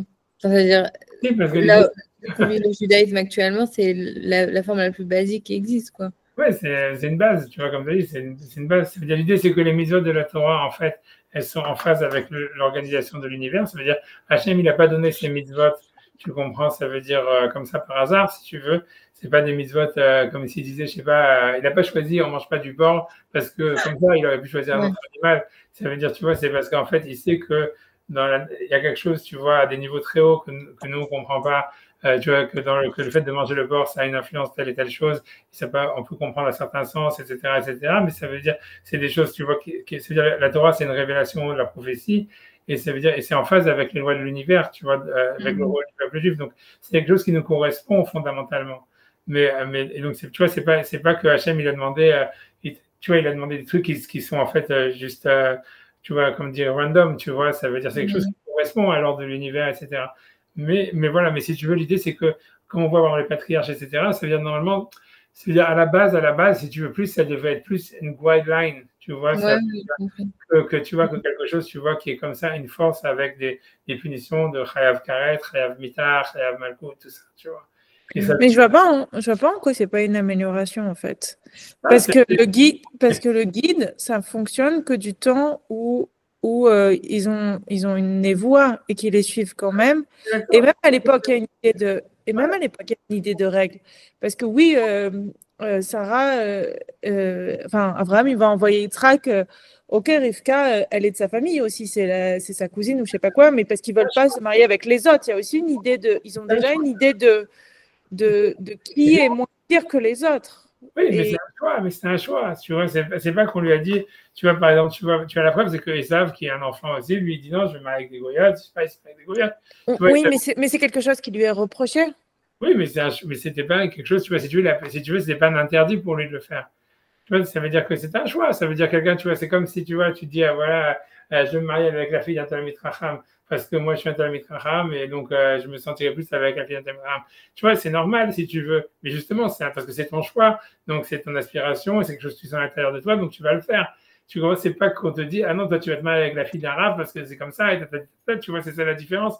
Tu vois, ça veut dire que tu vois, je sais pas comment t'expliquer, tu vois, c'est sûr qu'au fond, tu vois, il y a une adéquation, et comme tu dis, la différence, c'est que, et c'est pour ça que quand ces mitzvot, elles sont pas, comment dire, tu vois, de rien, tu vois, c'est-à-dire que quand tu regardes, même avant le nom de la Torah, les Juifs, ils faisaient plein de choses, tu vois, c'est ce que le Midrash dit, qu'Abraham, il a été Mekayem la Torah avant qu'elle soit donnée, Yitzhak était Mekayem la Torah avant qu'elle soit donnée, tu vois, on te dit, Abraham étudie la Et Torah. Yaakov, il étudie avec son grand-père dans les tentes. Voilà, donc tu vois, donc ça veut dire, mais donc ça veut dire que ça correspond, ça veut dire que c'était quelque chose qu'il faisait d'une manière naturelle, si tu veux. Mais l'idée, c'est que c'était naturel, tu vois. C'est pas la même chose quand tu le fais parce que tu es obligé, quand tu le fais parce que tu as décidé de le faire. Tu vois, oui, mais c'était pas naturel pour tout le monde. Donc, ce qui contredit l'idée que tout le monde a ce truc-là. Et ça, n'a jamais étudié. Enfin, pas d'autres. Le truc, c'est que tu vois, c'est que surtout, c'est que voilà, c'est que quand les Juifs sont arrivés en Égypte, le plan d'Hachem, tu vois, quand il a emmené les Juifs en Égypte, tu vois, quand Yosef il est arrivé en Égypte, pourquoi il a amené les Juifs en Égypte? Yosef, quand il est arrivé en Égypte, il a fait faire la brit Mila à tous les Égyptiens. Tu vois, c'est marqué dans le Midrash, etc. L'idée, c'est que tu vois, l'Égypte, c'était la plus grande puissance du monde. Et en fait, l'idée, c'est que les Juifs, ils devaient aller en Égypte et convertir tous les Égyptiens, si tu veux, au judaïsme. Et comme ça, si tu veux, tu vois ça, et que comme ça, en fait, si tu veux, à partir de là, le judaïsme, tu vois, il s'étend dans tout le monde, tu vois, puisque c'est comme si aujourd'hui, si tu veux réussir quelque chose, tu vois pourquoi les Lubavitch, par exemple, ça a marché, c'est parce que c'est parti des États-Unis. Ça veut dire, tu dois partir, tu dois aller dans le pays où il y a, si tu veux faire marcher un truc, il faut toujours le faire commencer par les États-Unis parce que c'est de là où tu vois, c'est là où ça va rayonner, tu vois, tout le truc. Et tu vois, mais ça veut dire, mais tu vois, ce qui s'est passé, c'est que les Juifs, au lieu de, comment dire, ça veut dire de faire ça, Yosef, il a réussi à avoir un impact positif et tout ça sur Pharaon, sur la société égyptienne et tout. Et comme tu vois, ils ont fait la Brit Mila et tout, mais après, 2 générations après, c'est les Juifs qui ont commencé à s'assimiler et à faire la Vodazara, tu vois. Donc ça veut dire, en fait, c'est surtout parce qu'il y a l'influence extérieure. Et si tu veux, la Torah, elle permet, tu vois, c'est le problème, c'est que, tu vois, c'est beaucoup ça. Ça veut dire que je pense que si tu prends n'importe quel juif, tu vois, tu le mets dans un système clos, mais si ça avait été le plan en Égypte, ils auraient pas. Il y a quand même eu. Dieu l'a quand même dit à Abraham, ils seront esclaves en Égypte. Okay, donc, s'ils avaient voulu avoir de l'influence, c'est jamais les esclaves qui ont de l'influence. À Rome, c'est pas les esclaves qui décidaient qui convertissaient les autres. C'est contradictoire. C'est pas tellement, j'ai pas envie d'entrer là. C'est pas parce qu'on va pas partir sidetrack et j'ai pas envie d'entrer là. C'est pas évident, si tu veux. En général, tu vois, ça veut dire la Torah, elle pense, tu vois, c'est pour ça que la Torah, elle avait interdit aux Kohanim d'avoir des terrains en Israël, etc. Et que tu vois, les Kohanim, ils vivaient, si tu veux, de la Tzedaka, plus ou moins du Trouma et du Maaser et tout ça. C'est parce qu'en fait, la Torah, elle pense en fait que les pauvres, ils ont plus d'influence que les riches, tu vois, sur la société. Bon, en tous les cas, c'est que c'est comme ça que ça doit être, tu vois. C'est-à-dire que si tu veux, je t'expliquer, ça veut dire si, parce que la vérité, c'est comme ça, c'est qu'est-ce qui montre que tu as vraiment que tu reçois l'influence de quelqu'un? Si en fait, tu vois la personne qui t'enseigne ou qui va des trucs, c'est quelqu'un qui est dans la société plus haut que toi et qui est dans la hiérarchie, qui est plus haut que toi, etc. Alors, ok, tu vas vouloir le copier, si tu veux vouloir un truc machin, mais en fait, si tu veux, et tu vas écouter ce qu'il te dit parce que d'un côté, tu n'as pas le choix, etc., etc. Mais en réalité, tu vois, cette influence, elle est en fait, comment dire, elle est superficielle. Et non, à part qu'elle est superficielle, c'est comme la relation de Esav avec son père, où en fait, tu vois, il écoute tout ce que son père lui dit, mais en fait, pourquoi il écoute son père, c'est parce qu'en fait, après, il dit, j'attends le deuil de mon père. Ça veut dire, en fait, il attendait que son père il meure pour prendre sa place, tu vois. Et ça veut dire, quand il y a une influence qui vient, tu vois, ça veut dire de haut en bas. Tu vois, ça veut dire, en fait, c'est vrai que ça marche sur le short terme, mais en fait, tu rates toujours le principal parce que tu vois, ça veut dire la personne qui va accepter la loi, qui va accepter, si tu veux, la hiérarchie, c'est parce qu'en fait, il veut prendre la place de celui qui, inconsciemment, d'une certaine manière, il veut prendre la place ou le pouvoir de celui qui a le pouvoir sur lui. Et donc, en fait, au fond, tu vois, tu n'as pas changé ce que tu es, tu dis simplement, tu vois, intégrer une sorte de, tu vois, de discipline, de système dans lequel tu t'identifies pour gagner, si tu veux. Et la seule manière, en fait, que quelqu'un il soit changé vraiment d'une manière à l'intérieur de lui-même, c'est quand tu vas écouter quelqu'un qui est pauvre. Tu vois, c'est quelqu'un, tu vois, en fait, que les Kohanim, tu vois, ils ne devaient pas avoir de parnassa ni rien. Et ils vivaient tu vois, si tu veux, de la Tzedaka, et c'était eux qui devaient enseigner la Torah au Israël. C'est parce que, tu vois, l'idée, c'est que quand quelqu'un, toi, tu vas te dire, OK, non, il y a un mec, tu vois, il est en dessous de moi et tout ça, tu vois, je vais lui donner la Tzedaka, je vais lui mâcher ça, etc. Mais c'est lui qui va m'enseigner la Torah et je vais écouter ce qu'il doit dire. et c'est lui, tu vois, le truc. Donc, la personne, quand tu vas écouter quelqu'un qui est plus pauvre que toi, qui est socialement en dessous de toi, clairement, tu vas en fait, tu vois, si tu deviens sensible à son message, en fait, ça va te prendre de l'intérieur et ça va pas être simplement parce que tu as un intérêt, parce que si, parce que ça, tu vois, même inconsciemment, ça devient quelque chose, en fait, qui exprime le meilleur qui est en toi, tu vois, à travers cet enseignement. Et c'est pour ça, en fait, que la Torah, elle pensait toujours que, tu vois, en fait, l'influence, elle doit se faire de bas en haut, tu vois. Mais c'est trop bizarre parce que c'est contraire au fait que le Kohen Gadol, il devait être riche. Donc les Kohen, ils étaient riches. Ok, ça c'est notre histoire, c'est parce que tu vois, il va y avoir un statut, tout ça, ce que tu dis, encore une fois, tu vois, et encore, tu vois, ça veut dire, qui te dit que le Beth Amikdash, c'était, tu vois, c'était ça le plan A, c'est aussi, selon le Maïmonide, c'est aussi un plan B, tu vois, c'est parce que les Juifs, ils n'étaient pas au niveau, donc il a fallu faire ça.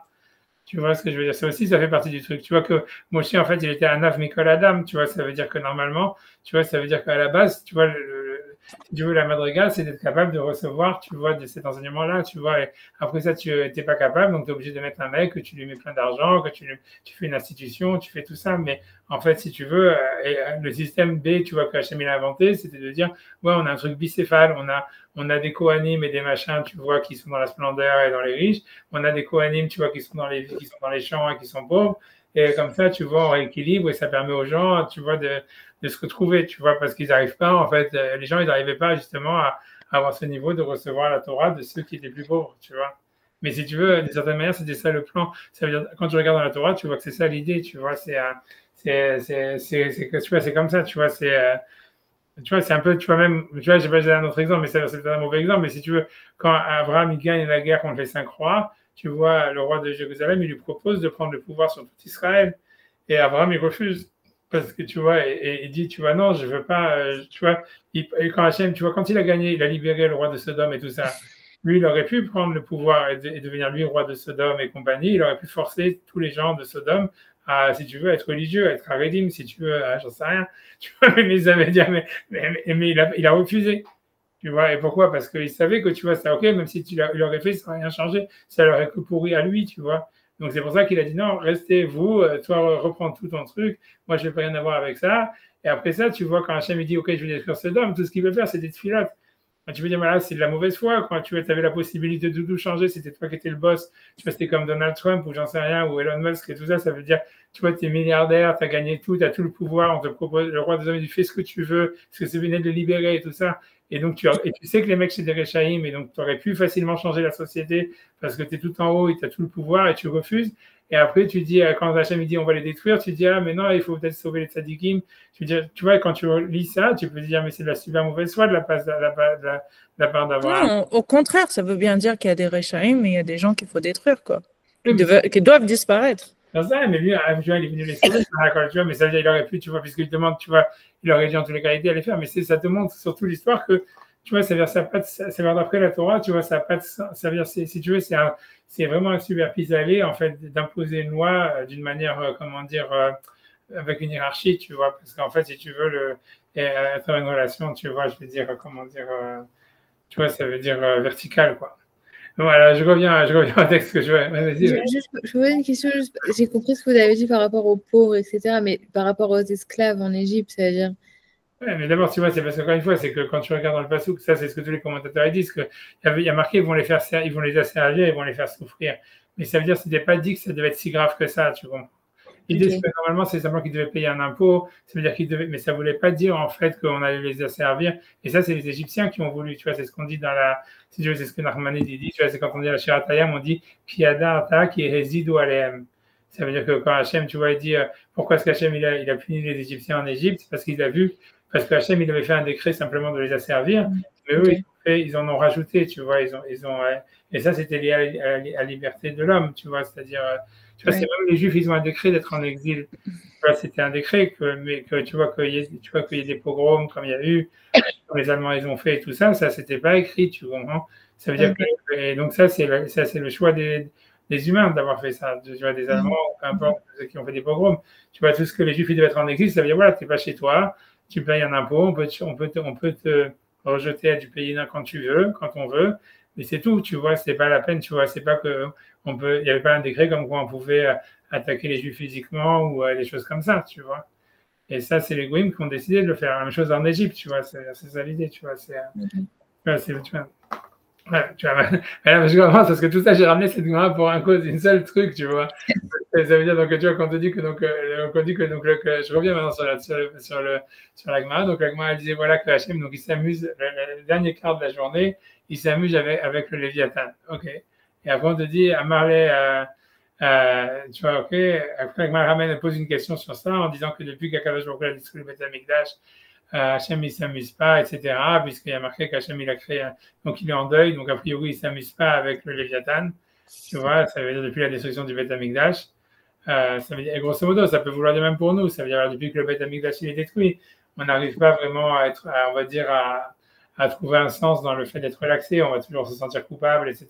Parce qu'on sent comme un sens d'inaccompli, tu vois. Parce qu'en fait, comme on n'a pas le Beth Amikdash, voilà, si on veut revenir dans la nature humaine, ce serait la même chose, tu vois. Mais bref, c'est un point de... En tout cas, l'agma dit comme ça, moi je le fais, l'agma, j'arrête, je vais être conséquent avec moi, mais si je fais l'agma, je la fais. Donc, Isaac, Miyom, Shechar, Bet Amigdash, En Srok, la Kadosh Baruch Hu, c'est-à-dire Kadosh Baruch Hu ne s'amuse pas, même avec le Léviathan, Minalan, Delikas Krok, bon, l'agma, Raman, d'où est-ce qu'on sait qu'il ne s'amuse pas? Midiktiv, Vaikra, Hashem, Elohim, Tsevakot, Bayom, Aou, l'Ifri, ou le Misped, ou le Korcha. Hachem il appelait ce jour-là donc un jour de pleurs et d'élogies et de korcha, c'est s'arracher les cheveux. La Gemara dit Dilma ou Yoma Vetulo, peut-être c'était que ce jour-là. Et la directive Meshkachach Yerushalayim Tishkach Yemini Tidbak Leshoni, ça veut dire que le passage qui dit si je t'oublie Jérusalem que ma langue se colle, j'oublie ma langue. Tidbak Leshoni Lechikim Lo Eskerechi. Ok, on dit Dilma Shecha ou Delika Valskok Miarika, que le Kadosh Baruch Hu n'oublie pas Jérusalem, mais il a quand même une joie. Et là, mais Maharish et Apek, ça veut dire qu'Akadosh Baruch Hu, c'est depuis la destruction du Beth Amikdash, si tu veux, il a arrêté de s'amuser. Et en fait, il n'a pas de, grosso modo, il n'a pas de Nahatruach, il n'a pas de, a priori, il n'a pas voilà, de satisfaction à la fin de la journée de s'amuser avec le Léviathan. Quoi. Et parce que marqué, voilà, je me suis tué depuis toujours, Harish et Apek, ça parle jusqu'à la venue du Mashiach. Et après, alors, l'Agma nous dit, alors, qu'est-ce qu'il fait à la place? Alors, puisque maintenant il ne peut plus s'amuser avec le Léviathan, alors qu'est-ce qu'il fait le dernier quart de la journée? Alors, qu'est-ce qu'il fait? Alors, Yoshev ou Melamed Tinokot Shel Bet Rabban. Il enseigne la Torah aux enfants. Chez Nehemar, il fait les devoirs. Chez Nehemar, mais tout ça en fait, parce que tu vois, c'est ce qu'un père de famille fait, tu vois, grosso modo. Chez Nehemar, Etmi Yoredea, Etmi Avin Shemua, ça veut dire à qui il enseigne la connaissance, à ce qu'il fait comprendre l'enseignement. Gemoulé Mechalav, ça veut dire ceux qui sont en train de boire le lait de leur mère, ça veut dire, ou qui sont sevrés du lait de leur mère. Atike Mishadaim, qui se sont séparés du sein de leur mère. Les Miyoredea, donc à qui il enseigne la Torah, ou le Miyavin Shemua, les Gemoulé Mechalav, ça veut dire donc Hachem, il enseigne la Torah à ceux qui, voilà, aux enfants qui sortent de l'école. Oui, ça veut dire il fait le devoir avec eux, tu vois, les Gemoulé Mechalav ou la Atike Mishadaim, à ceux qui, tu vois, qui viennent de sortir du GAN, du jardin d'enfants. Qui viennent de se sévrer du lait de leur mère. Ok, la Gemara pose une autre question. Parce que tout ça, c'était pas pour ça que j'ai amené ça. La Gemara demande, oui, mais quand il y avait le Beth Amikdash, Akadosh Baruch Hu s'amusait avec le Léviathan, alors qui c'est qui enseignait la Torah aux enfants? Alors, donc, ça c'est la question, tu vois, puisque regardez la télé, regardez Netflix, etc. Mais quand même, Métatron, il y en a qui disaient Métatron, donc Métatron c'est un autre ange, Métatron c'est-à-dire le métatyran, ça veut dire a priori c'est une sorte de, c'est comme c'est un avatar si tu veux d'Akadosh Baruch Hu, c'est comme Akadosh Baruch Hu, il a une sorte d'avatar, d'hologramme, peu importe, tu vois, et donc c'était lui. Je vais pas rentrer dans qu'est-ce que c'est Métatron parce que sinon ça va s'en sortir. Mais tu vois, mais on l'a déjà vu Métatron si tu veux quand Elisha Ben Avouya il est monté dans le ciel. Ouais. Il a vu que Métatron il pouvait effacer les mérites. Donc tu vois, c'est un ange qui a priori, tu vois, qui a le même nom qu'Akadosh Baruch Hu, tout ça. C'est une autre histoire, c'est une sorte d'avatar. A priori, ça veut dire voilà, c'est que lui, Hachem, lui en fait, il était tu vois, ça veut dire en fait, il s'amusait avec le Léviathan, mais il avait Métatron. Tu vois, si tu veux aujourd'hui, c'est comme à l'époque du Beth Amikdash, c'est comme si un père de famille, en fait, il reste à boire avec ses copains dans le bar le soir, mais il paye un prof qui veut faire le devoir avec ses enfants, tu vois. Tu vois, ça veut dire parce que ça a l'idée, quoi. Alors, je sais pas, vous n'avez pas apprécié, mais c'est pas grave. Et ben, il était avait un habit, ou bien, donc il était capable de faire les deux. Ça veut dire qu'il s'amusait avec le Léviathan, et en même temps, il faisait les devoirs avec les enfants.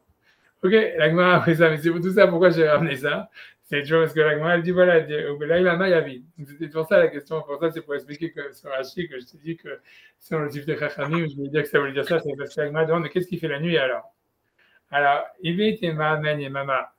Et donc, tu vois, c'est pour ça que moi je dis, ça veut dire, selon la première réponse de la Gemara, ça veut dire en fait la nuit, c'est fait à la même chose que le jour. Ça veut dire que de la même manière que le jour, tu vois, le premier quart de la journée, Hachem étudie la Torah, le deuxième quart, il juge le monde, le troisième quart, il nourrit le monde et il se met sur les Hamim, et le quatrième quart, soit il s'amuse avec le Léviathan, soit il fait les devoirs avec les enfants.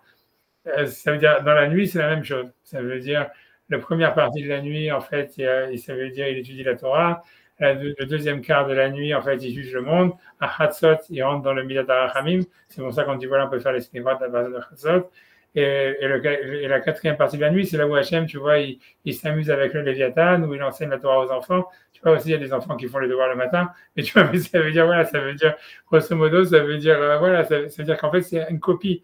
Moi, c'est tout ça, c'est à cause de ça que j'ai pensé à cette Gemara. Quand tu vois, quand les Sifter Harim, ils disaient, voilà, le jour, tu vois, selon le Sifter Harim, ils disaient, la nuit, c'est un jour entier, le jour, c'est un jour entier, et ça voulait dire en fait que dans la nuit, il y a le même cycle qu'on retrouve dans le jour.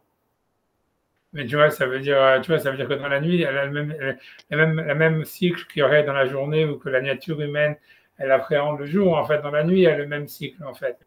Et tu vois, ça, c'est la première réponse en tous les cas de l'Agmara. Et donc, moi, c'est sur ça que c'est pour ça que j'ai ramené ça. Et l'Agmara ramène une deuxième réponse à part ça, un deuxième avis. Et ben, donc, elle m'a dit que la nuit, Hachem, il fait que faire le jogging.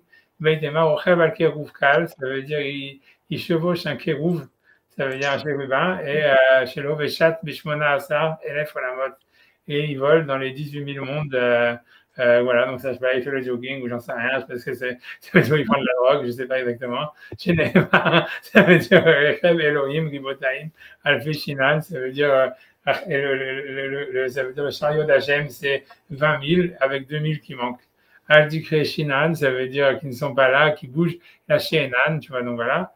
Et donc, c'est un deuxième avis de ce qu'il ferait la nuit. Et donc, ça veut dire qu'il est sur son chariot et il vole dans le monde. Et ça, c'est ce que aussi est ramené pour dire que les silichot, c'est un moment de faire des tuilotes, parce que comme Hachem, il est sur son cheval sur son chariot, en train d'aller dans tout le monde. Donc, en fait, selon certains, il est proche de chacun, ça veut dire.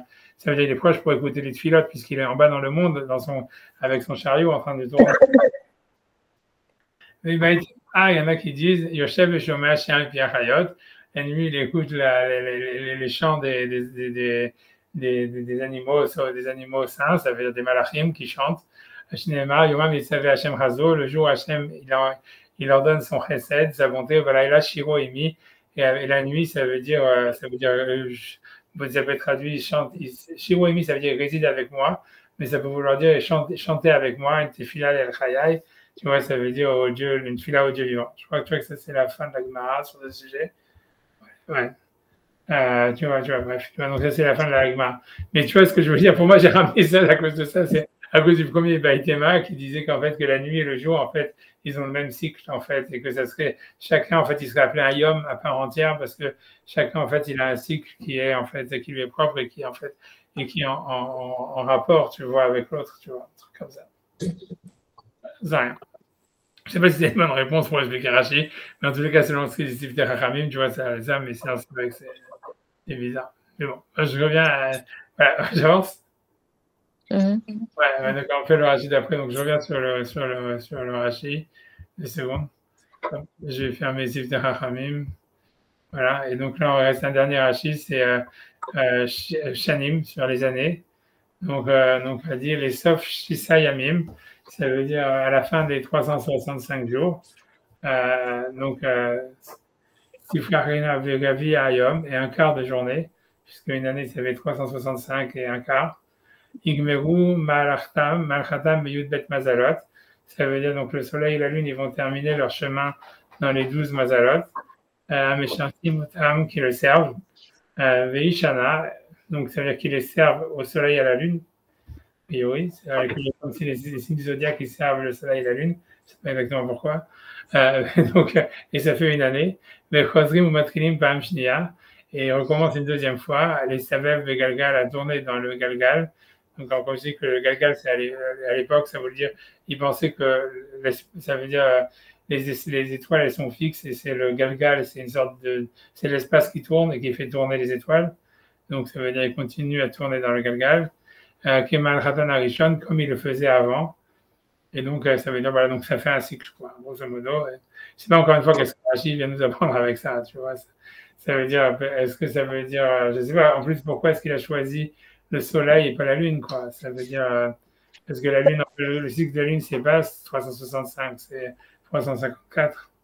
Et dans le passage qui a marqué, c'est au pluriel, il y a marqué même Yehi Meorot, qui sépare entre le jour et la nuit, etc. Donc, je sais pas pourquoi est-ce que Rachid, quand il a dit ça va être une année, il a compté l'année solaire et pas l'année lunaire, alors que nous, on compte plus l'année lunaire.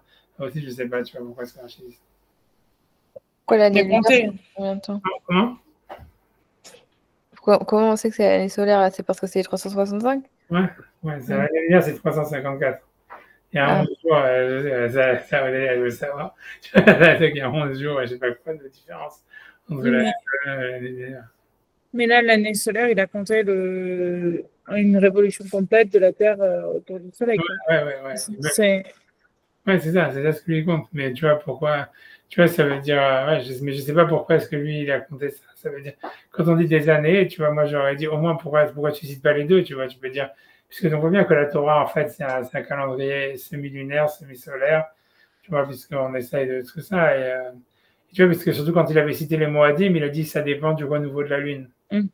Tu vois, et ici, je sais pas pourquoi est-ce que, alors qu'en fait, ça aussi, c'est pas vrai. C'est-à-dire que dans la Torah, par exemple, c'est pas que lié au renouveau de la lune. C'est-à-dire, si jamais, par exemple, Pessah, pourquoi est-ce qu'on fait des fois deux Hadar? C'est parce qu'on veut que Pessah, ça soit toujours au printemps, parce que la Torah, elle a dit, il faudra un Pessah au printemps, et marqué Chag Aviv, Chodesh Aviv. Il fallait toujours que le Nissan, ce soit à Aviv, ça soit en printemps. Donc, c'est pour ça qu'on rajoute un an. Sinon, c'est comme les Arabes, qu'ils sont toujours en décalage, que chaque année, ça change pour eux. Ils font le ramadan des fois en hiver, des fois en été, des fois parce que comme ils ont un calendrier complètement lunaire, donc tous les ans, ils sont décalés de 11 jours. c'est pour ça qu'il met le Soleil, il a raison. Parce que, si on se place par rapport aux étoiles, les étoiles, elles changent et ils se repéraient dans les saisons parce qu'il fallait, ce qui compte, c'est pas la Lune, c'est le tour complet de la Terre autour du Soleil. Et à partir de là, on revient à la même position par rapport aux étoiles. Ouais, d'accord. Ouais, ok, je commence. Que Pour se repérer dans le temps, dans l'année, pour garder les saisons toujours au même endroit, c'est par rapport à ça. C'est un cycle solaire, c'est pas un cycle lunaire. Sinon, avec un cycle de l'étoile, on se décale complètement au ouais, bout de X temps. ok, je comprends. Ça veut dire, en fait, tu vois, c'est que le soleil, en fait, c'est quelque chose qui est fixe et qui fait les années. Et après ça, Mm. et la lune, c'est pour les moadim. Ça veut dire, c'est Mm. pour fixer des temps. À ce moment-là, c'est dans ce repère qui est stable, on crée un repère qui est plus subjectif. Euh, ouais, ou un autre repère. Ouais, un repère qui est plus subjectif. Quelque chose comme ça. Ouais, un truc comme ça. Un truc comme ça. Je sais pas. Donc, j'avance, je sais pas si j'arrête ou j'avance, je sais pas quelle heure il est. Ouais, comme vous voulez. Je peux avancer encore ça. Je peux faire encore 5 minutes. On peut avancer peut-être 5 minutes. On va voir le pasouk d'après. Je sais pas, c'est comme vous voulez. Hein. Je vais pas vous embêter. Je vais pas. Allez, on fait le pasouk d'après. On dit donc le pasouk 15, il y a marqué Vayu limorod veraki hashamaim la haïr à la haaretz vayichen. Et donc, que ce soit donc des luminaires. Donc, cette fois-ci, il est marqué avec le vav d'ailleurs. Tu vois, dans le rakia du ciel, la haïr à la haaretz pour illuminer sur la terre, vayichen. Et ce fut ainsi. Et donc Rachid dit, de seconde, Rachid dit, Vayou les Morot, et que ce soit donc des luminaires, Odzot et Shamshu, et encore une autre, ça veut dire une autre utilité ça veut dire, il semblerait qu'en fait les étoiles, elles sont principalement là pour fixer le temps, tu vois, puisqu'on voit que c'était donné, donc il a définir les années, définir les moadim, définir voilà, se repérer dans le temps, et en fait que le fait que ça illumine, c'est quelque chose de secondaire. Yuli Morot, Odzot et Shamshu, encore une chose, ça veut dire une deuxième utilité en fait des luminaires, c'est d'éclairer. Mais en fait, c'est chez Yaïrou Laolam. Mais en fait, c'était pas vraiment en fait, le but premier, quoi. Voilà. Donc après, bon, je peux aller continuer, enfin, puisque c'est à Rosh Chodesh, et chez moi, c'est encore Rosh Chodesh aujourd'hui, donc j'avance, tu vois. Donc il y a marqué Vaya, Elohim, Machine, Ameorot, Agedolim. Donc, Kadosh Baruch Hu, donc il a fait les deux grands luminaires. Et Tamor Agadol, le grand luminaire, et même Shalet Ayom pour avoir le pouvoir sur la journée. Et Tamor Akaton, et ça veut dire le petit luminaire, et même Shalet Alayla pour avoir le pouvoir sur la nuit. Mais Etakohavim, et les étoiles. Et donc, Rachid, donc la question qu'il y a, c'est une question, c'est que normalement, quand on peut dire qu'il y avait deux grands luminaires, après on nous dit un luminaire grand, un luminaire petit, donc c'est contradictoire. Donc, on dit, Merot Agdolim, Shavim Nivreu, ça veut dire qu'à la base, les deux, le soleil et la lune, ils avaient la même taille. Benitmaata Levana, mais que la lune, elle a été ensuite rapetissée. Al-Shekit Rega Ve'amra, parce qu'en fait, ça veut dire, elle s'est plainte, ou les quatre règles, ça veut dire, elle a été, comment dire, ouais, je sais pas comment dire en français, ouais, les quatre règles, c'est comme, ça veut dire accusée, elle a accusé en disant, Ve'amra, Shi Efshar Lishne Melachim, Shi Eshtamshu Beket Echad, c'est-à-dire que c'est impossible qu'il y ait deux rois qui aient la même couronne. Et donc, Hachem, il a dit, ok, donc c'est le soleil qui va avoir la couronne. Vetakoravim. Ouais, ok, sur ça, on peut parler beaucoup, tu vois, tu vois, ça veut dire, voilà, qu'est-ce que ça veut dire? C'est sûr que, voilà, ouais, j'ai pas envie d'entrer de rentrer de manière mais disons, ça veut dire, c'est compliqué, ça veut dire, moi, 2 secondes, je vais ramener une Gemara. Désolé. Après, Mais ils avaient conscience à l'époque de la Gemara que la lune, elle éclaire pas, elle reflète la lumière. Ouais, on avait confiance quand même. Ouais, c'est pas vraiment un luminaire, on avait confiance. Les Grecs, ils savaient en tout cas.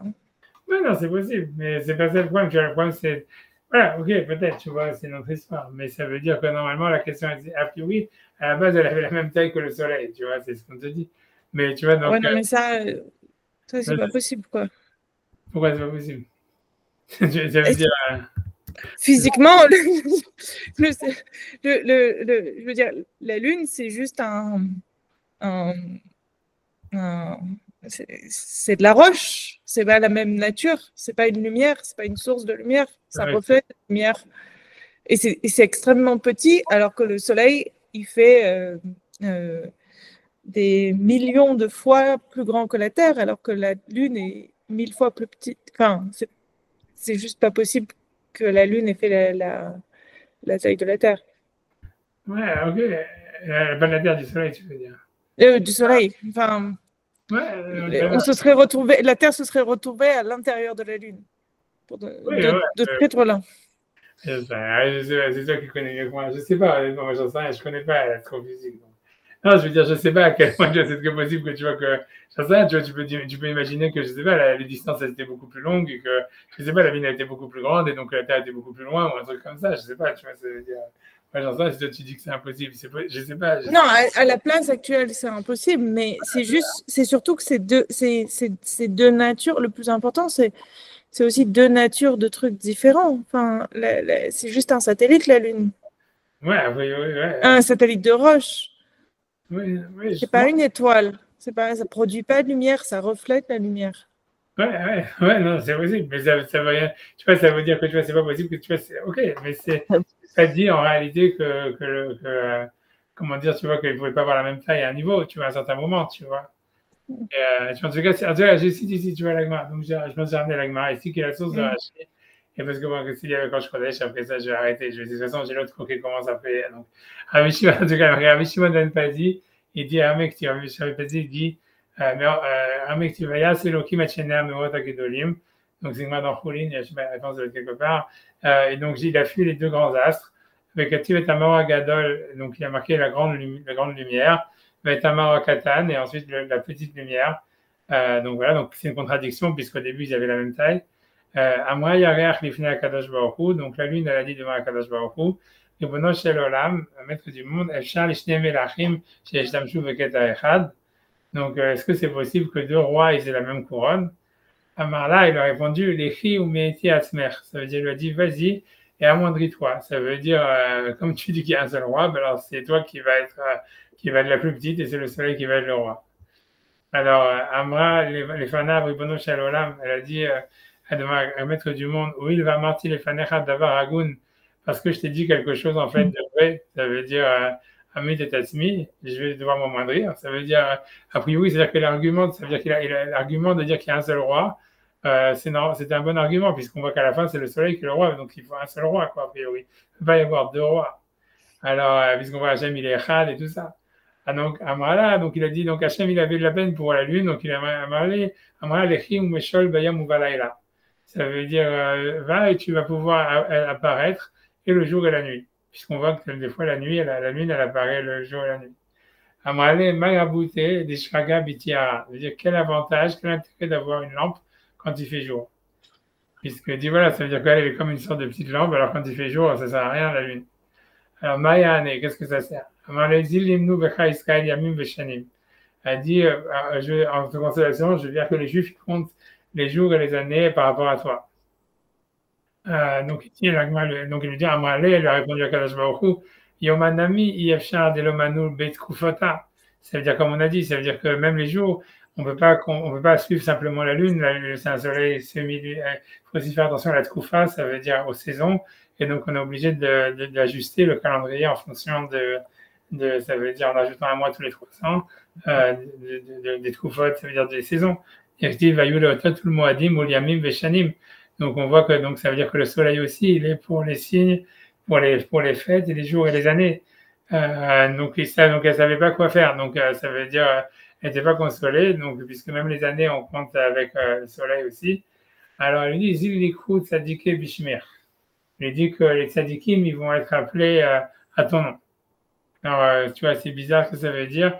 Elle me dit, Yaakov Akatan, Shmuel Akatan, David Akatan. Ça veut dire qu'on dit que Yaakov, il est appelé petit, Shmuel, il est appelé petit, David, il est appelé petit. Et être petit, c'est bien, quoi, grosso modo. Ça veut dire que toi, tu es petit, donc voilà, c'est bien d'être petit. Tu vois, peu importe ce que ça veut dire. Tu vois, ça veut dire, pour moi, je pense que, tu vois, la Lego, c'est clair que, bon, je dirai après ce que je pense, tu vois, mais ça veut dire, c'est clair qu'en fait, je sais que ça va faire sauter au délire, mais bon, c'est bien pour la réveiller un petit peu avant la fin du cours. Mais c'est sûr qu'en fait, c'est clairement une allégorie au début, ensuite, tu veux, entre Adam et Ève, entre le Zachar et le Nekeva, où à la base, si tu veux, Adam et Ève, ils étaient, on va dire, au même niveau, et que quand Ève, elle a mangé de l'arbre de la connaissance du bien et du mal, parce qu'elle voulait justement, elle comme Dieu, qui connaît le bien et le mal, elle a été amoindrie. Et que, en fait, tu vois, donc c'est ça l'histoire, tu vois, de dire, oui, mais donc Hachem essaie de la consoler, tu vois, puisqu'on voit, tu vois, la lune, elle joue, tu vois, comparée à la femme, etc. Et quand on dit, tu vois, Yaakov à Katan, Shmuel à Katan, David à Katan, tout ça, en fait, c'est des gens qui ont été aimés par leur mère plus que par leur père, tu vois, puisque Shmuel, en fait, il est venu par la prière de Hana. Yaakov, tu vois, Rivka, elle aimait Yaakov. Même David, tu vois, aussi, ça veut dire que son père, il avait rejeté, etc. Et donc, ça veut dire, grosso modo, voilà, peu importe, ça veut dire qu'il y aura un attribut féminin chez les tzadikim, tu vois. Les tzadikim, ils ont tous un attribut plus féminin que masculin. Et donc, c'est ça, a priori, ça voudrait dire un sens comme ça, tu vois, je sais pas, dans l'histoire, et tu vois, et que malgré tout, ça veut dire la lune, elle n'a pas été, comment dire, consolée. Tu vois, on peut dire, il y a plein d'autres choses. J'ai pas compris le lien entre petit et l'attribut féminin. Parce que tu vois, c'est un peu l'idée de dire, tu vois, c'est comme on a dit, c'est l'attribut de recevoir, tu vois, d'être passif, tu vois, quelque chose comme ça. Tu vois, c'est-à-dire que tu vois, il y a un côté, tu vois, quand tu regardes les tzadikim, la plupart, ils sont. D'abord, on voit tout cela, on dit qu'ils sont aimés par leur mère. Tous les tzadikim, ils sont aimés par leur mère plus que par leur père. Ça veut dire ça, c'est un truc qu'on retrouve. C'est ça les trois exemples qui sont donnés, puisque tu vois, Rivka aurait été Yaakov, alors que Yitzhak, il aimait Esav. Shmuel, tu vois, le mari de j'ai oublié son nom, Elkanah, lui, il était content des enfants qu'il avait avec son autre femme qui était, j'ai oublié comment elle s'appelait. Nina. Pnina, exactement, voilà, Pnina, et que lui dit voilà, et que en fait c'est que Hana qui voulait avoir un enfant, qui a eu Shmuel, etc. Et je dis David il a été rejeté par son père parce que si tu veux, ça représentait pour lui une faute qu'il avait faite. Parce qu'en fait, si tu veux, le père de David, il voulait avoir une relation avec une esclave, et en fait, l'esclave, elle avait été voir la femme de Ishaï, elle lui avait dit voilà, ton mari va avoir des relations avec moi. Et donc, elle s'est déguisée en esclave et elle est venue à la place, elle a eu des relations. C'est comme ça qu'il est né. Mais en fait, comme Isha, il avait la pensée sur l'esclave, donc David, il ressemblait à l'esclave. C'est pour ça qu'il était haut. Ouais. Mais bon, à cause de ça, il avait la haine de lui parce que ça représentait en fait sa faiblesse, quoi. Et tu vois, bref, en tout cas, c'est notre histoire, mais ça veut dire grosso modo qu'ils étaient aimés par leur mère. Mais tu vois, ça veut dire qu'en fait, ils avaient un attribut féminin, tu vois, dans le sens où, tu vois, ils sont pas, tu vois, c'est pas des mecs full of de testostérone, tu vois, c'est pas. David, oui. David, oui. Il n'y a pas plus. Ça veut dire, tu vois, ouais, bon, c'est pas contre Goliath, etc., mais ça veut dire, tu vois, ça veut dire quelque chose comme ça, tu vois, ça veut dire le sens littéral, où tu peux dire qu'ils sont plus, tu vois, ils sont passifs, tu vois, par rapport à Hachem, tu vois. Ça veut dire qu'ils doivent recevoir les mitzvot d'Hachem, ils reçoivent tu vois, ils écoutent la voix d'Hachem, donc il y a un côté super féminin là-dedans, tu vois. Mais quel est le lien avec la lune, toujours? Je comprends pas. Parce que la lune, comme on dit, tu vois, elle reçoit la lumière, tous ces trucs-là, tu vois, ça veut dire grosso modo, Ah, tu vois, une chose ok. comme ça, tu vois, voilà, Un mais, instant, il y a un bêtise. Un instant. tu vois, tu vois, ça veut dire, tu vois, c'est que tu vois, a priori, on peut trouver plein d'autres explications, mais a priori, c'est ça ce que ça veut dire, tu vois. Et passif et petit, c'est pas la même chose.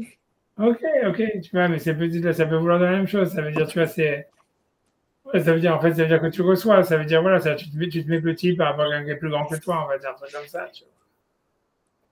tu vois, ça veut dire, voilà, Ok, j'ai compris. tu vois, et un truc comme ça. Et en tous les cas, après, par la suite, donc, ça continue, lui dit, Chazia de l'Omidva Data, donc ça veut dire qu'elle a vu qu'en fait, si tu veux, que finalement la Lune, elle n'était pas contente, tu vois, malgré tout, les consolations, puisque elle avait dit tu vas être pendant la journée, elle n'était pas contente, c'était pas suffisant, tu vois, on va compter les mois, elle n'était pas contente. Après que les tzadikim, Hachem va donner les tzadikim, tu vois, ça veut dire, et ça aussi, ça ne lui suffisait pas. Donc, d'ailleurs, tu vois, c'est un truc intéressant, il y a plein de tzadikim qui sont appelés aussi par la Lune, comme Rashi, a priori la plus. Bien qu'il y en a qui disent que Rashi, ça veut dire Rabbi Shlomo Yitzhaki. En fait, normalement, la vraie traduction, la vraie étymologie de Rashi, en fait, c'est Rabbi Shlomo Yachi, qui était connecté à la Lune. Et parce que tu vois, en fait, il venait de la ville de Lunel. Et Stam, mais ça veut dire, mais le nom, normalement, si tu regardes le vrai nom, le vrai étymologie de Rashi, c'est Rabbi Shlomo Yachi. Et parce que tu vois, les Sadikim, c'était appelé sur la Lune. Peu importe, tu vois. Et tu vois, on dit, tu vois, même, on dit, quand on fait Birkat Alevana, on dit David Melach Israël Havekayam, David Melach Israël Havekayam, parce que David, il est connecté à la Lune, etc. Mais tu vois, donc j'avance, je finis, tu vois, la Gemara. Donc, Razé de Lokamidvadata, donc il a vu qu'elle n'était pas calmée. Amarakadosh Baruch Hu, et Vioule Akapara Alay. Donc, Hachem lui a demandé aux enfants d'Israël, amenez un korban pour me pardonner. Shimiati et Ayareach, à cause de la faute que j'ai faite d'avoir amoindri la lune. D'Amar Rabbi Shimon ben Lakish, donc ça c'est encore pire que ce qu'on a vu avant. Parce que Amar Rabbi Shimon ben Lakish, Manishtana Seir Shel Rosh Chodesh. C'est-à-dire quand tu regardes le korban expiatoire de Rosh Chodesh, il y a marqué amener un korban expiatoire pour Hachem. Et ça veut dire que c'est comme si c'est Hachem qui avait besoin d'expier une faute. Parce qu'il y a marqué, Bazou qui dit Seir Hachem. Alors, Amar Kadash Baruch Hu, donc Kadash Baruch Hu, Seir Zé, ça veut dire le fait que vous amenez ce bouc expiatoire, il y a capara, que ce soit pour moi un pardon, Hashimiati Ayariach, sur le fait que j'ai amoindri la lune. Et, tu vois, donc ça veut dire c'est comme, et tu vois, la question est de dire en quoi Hachem il est coupable d'avoir amoindri la lune, puisque a priori, c'est vrai que la lune elle avait dit il ne peut pas y avoir deux rois, etc. et machin. Et tu vois, donc une explication, tu vois, il y a plein d'explications là-dedans, il y a plein d'explications. Et moi, l'explication que moi je vais dire, tu vois, simplement pour un truc, c'est que l'idée, c'est que Hachem, c'est lui-même qui avait créé, tu vois, déjà qu'on voyait que la lune, si tu veux, elle apparaît pendant la journée, etc. En fait, pourquoi est-ce que la lune, elle croyait avec qu'elle allait être la reine, tu vois, si tu veux? C'est parce qu'en fait, elle avait des choses que le soleil n'avait pas. Si elle avait la même taille que le soleil, et qu'en même temps, elle apparaissait, tu vois, pendant le jour et la nuit, etc. Et donc, en fait, si tu veux, elle s'est sentie, elle dit, voilà, si j'apparais pendant le jour, ça veut dire que c'est moi qui suis le principal. Et c'est pour ça qu'elle a demandé, en fait, à être la reine, si tu veux, à être celle avec une couronne. Et Hachem, il a fait le contraire. Mais l'idée, donc, c'est Hachem, depuis le début, quand il a créé le monde, il avait créé une compétition, si tu veux, entre le soleil et la lune. Et si tu veux, donc, Hachem, il demandait une capara par rapport à ça, d'avoir créé un monde où, en fait, où il y a la compétition. Et tu vois, l'idée, c'est que Hachem, ce que ça symbolise, cette histoire-là, et c'est la histoire un des sens de Rosh Chodesh, du Korban qui est à Rosh Chodesh, c'est que, en fait, s'il n'y a pas de compétition, s'il n'y a pas de compétition entre les gens, comme par exemple entre Yaakov et Esav, entre Yosef et les frères, entre Ishmaël et Yitzhak, entre tout ça, s'il n'y a pas de compétition, en fait, le monde ne peut pas avancer. Tu vois, ça veut dire, et donc Hachem, il a été obligé de créer, en fait, une sorte, tu vois, et c'est ça ce que ça montre que dans le soleil et la lune, mais même entre Adam et Ève, il y avait une sorte de compétition entre les deux, parce que sinon on ne comprend pas pourquoi, tu vois, ils se sont battus ensemble, etc., parce que tu vois, plus ou moins, ça bat à la base, elle veut, en fait, tu vois, devenir comme Dieu, ou des choses comme ça, mais en fait, elle est soit en compétition avec Dieu, ou avec Adam, et tout ça, mais ça veut dire que s'il n'y a pas, donc depuis le début, que ce soit entre les frères, etc., il y a une compétition. Et ça veut dire, l'idée, c'est que sans ça, le monde, il n'avance pas. Ça veut dire, il ne pourrait jamais y avoir le Mashiach, il ne pourrait jamais avoir, tu vois, le sens de l'histoire, tout le monde resterait stable. Et donc, Hachem, il est obligé de créer une sorte de déséquilibre, tu vois, et ça symbolisé par la lune, et la relation du soleil et de la lune. Et même, tu vois, peut-être, tu vois, entre Adam et Ève, entre l'homme et Hachem, entre entre Yaakov et Esav, entre Yitzhak et Ishmael, etc. C'est que des déséquilibres qui font qu'il y a une compétition, mais qui font que le monde, il avance. Et Akadosh Baruch Hu, tu vois, si tu veux, comme si Akadosh Baruch Hu, il te demande à expier par rapport à ça, d'avoir créé un monde de cette manière, tu vois, ça veut dire où, en fait, si tu veux, il y a des victimes de cette compétition, ça crée toujours, tu vois, en fait, de la souffrance, tout ça, etc. Mais en fait, le monde, d'une certaine manière, ne peut pas avancer sans ça, quoi. C'est comme ça que j'aurais expliqué cette Gemara qui dit que Hachem, il demande d'apporter pour moi un corban expiatoire sur le fait que j'ai amoindri la lune. Voilà. Je vais laisse tranquille avec ça. Je vous dis à la semaine prochaine. Que de bonnes choses. Merci. Merci à vous. Quel tour.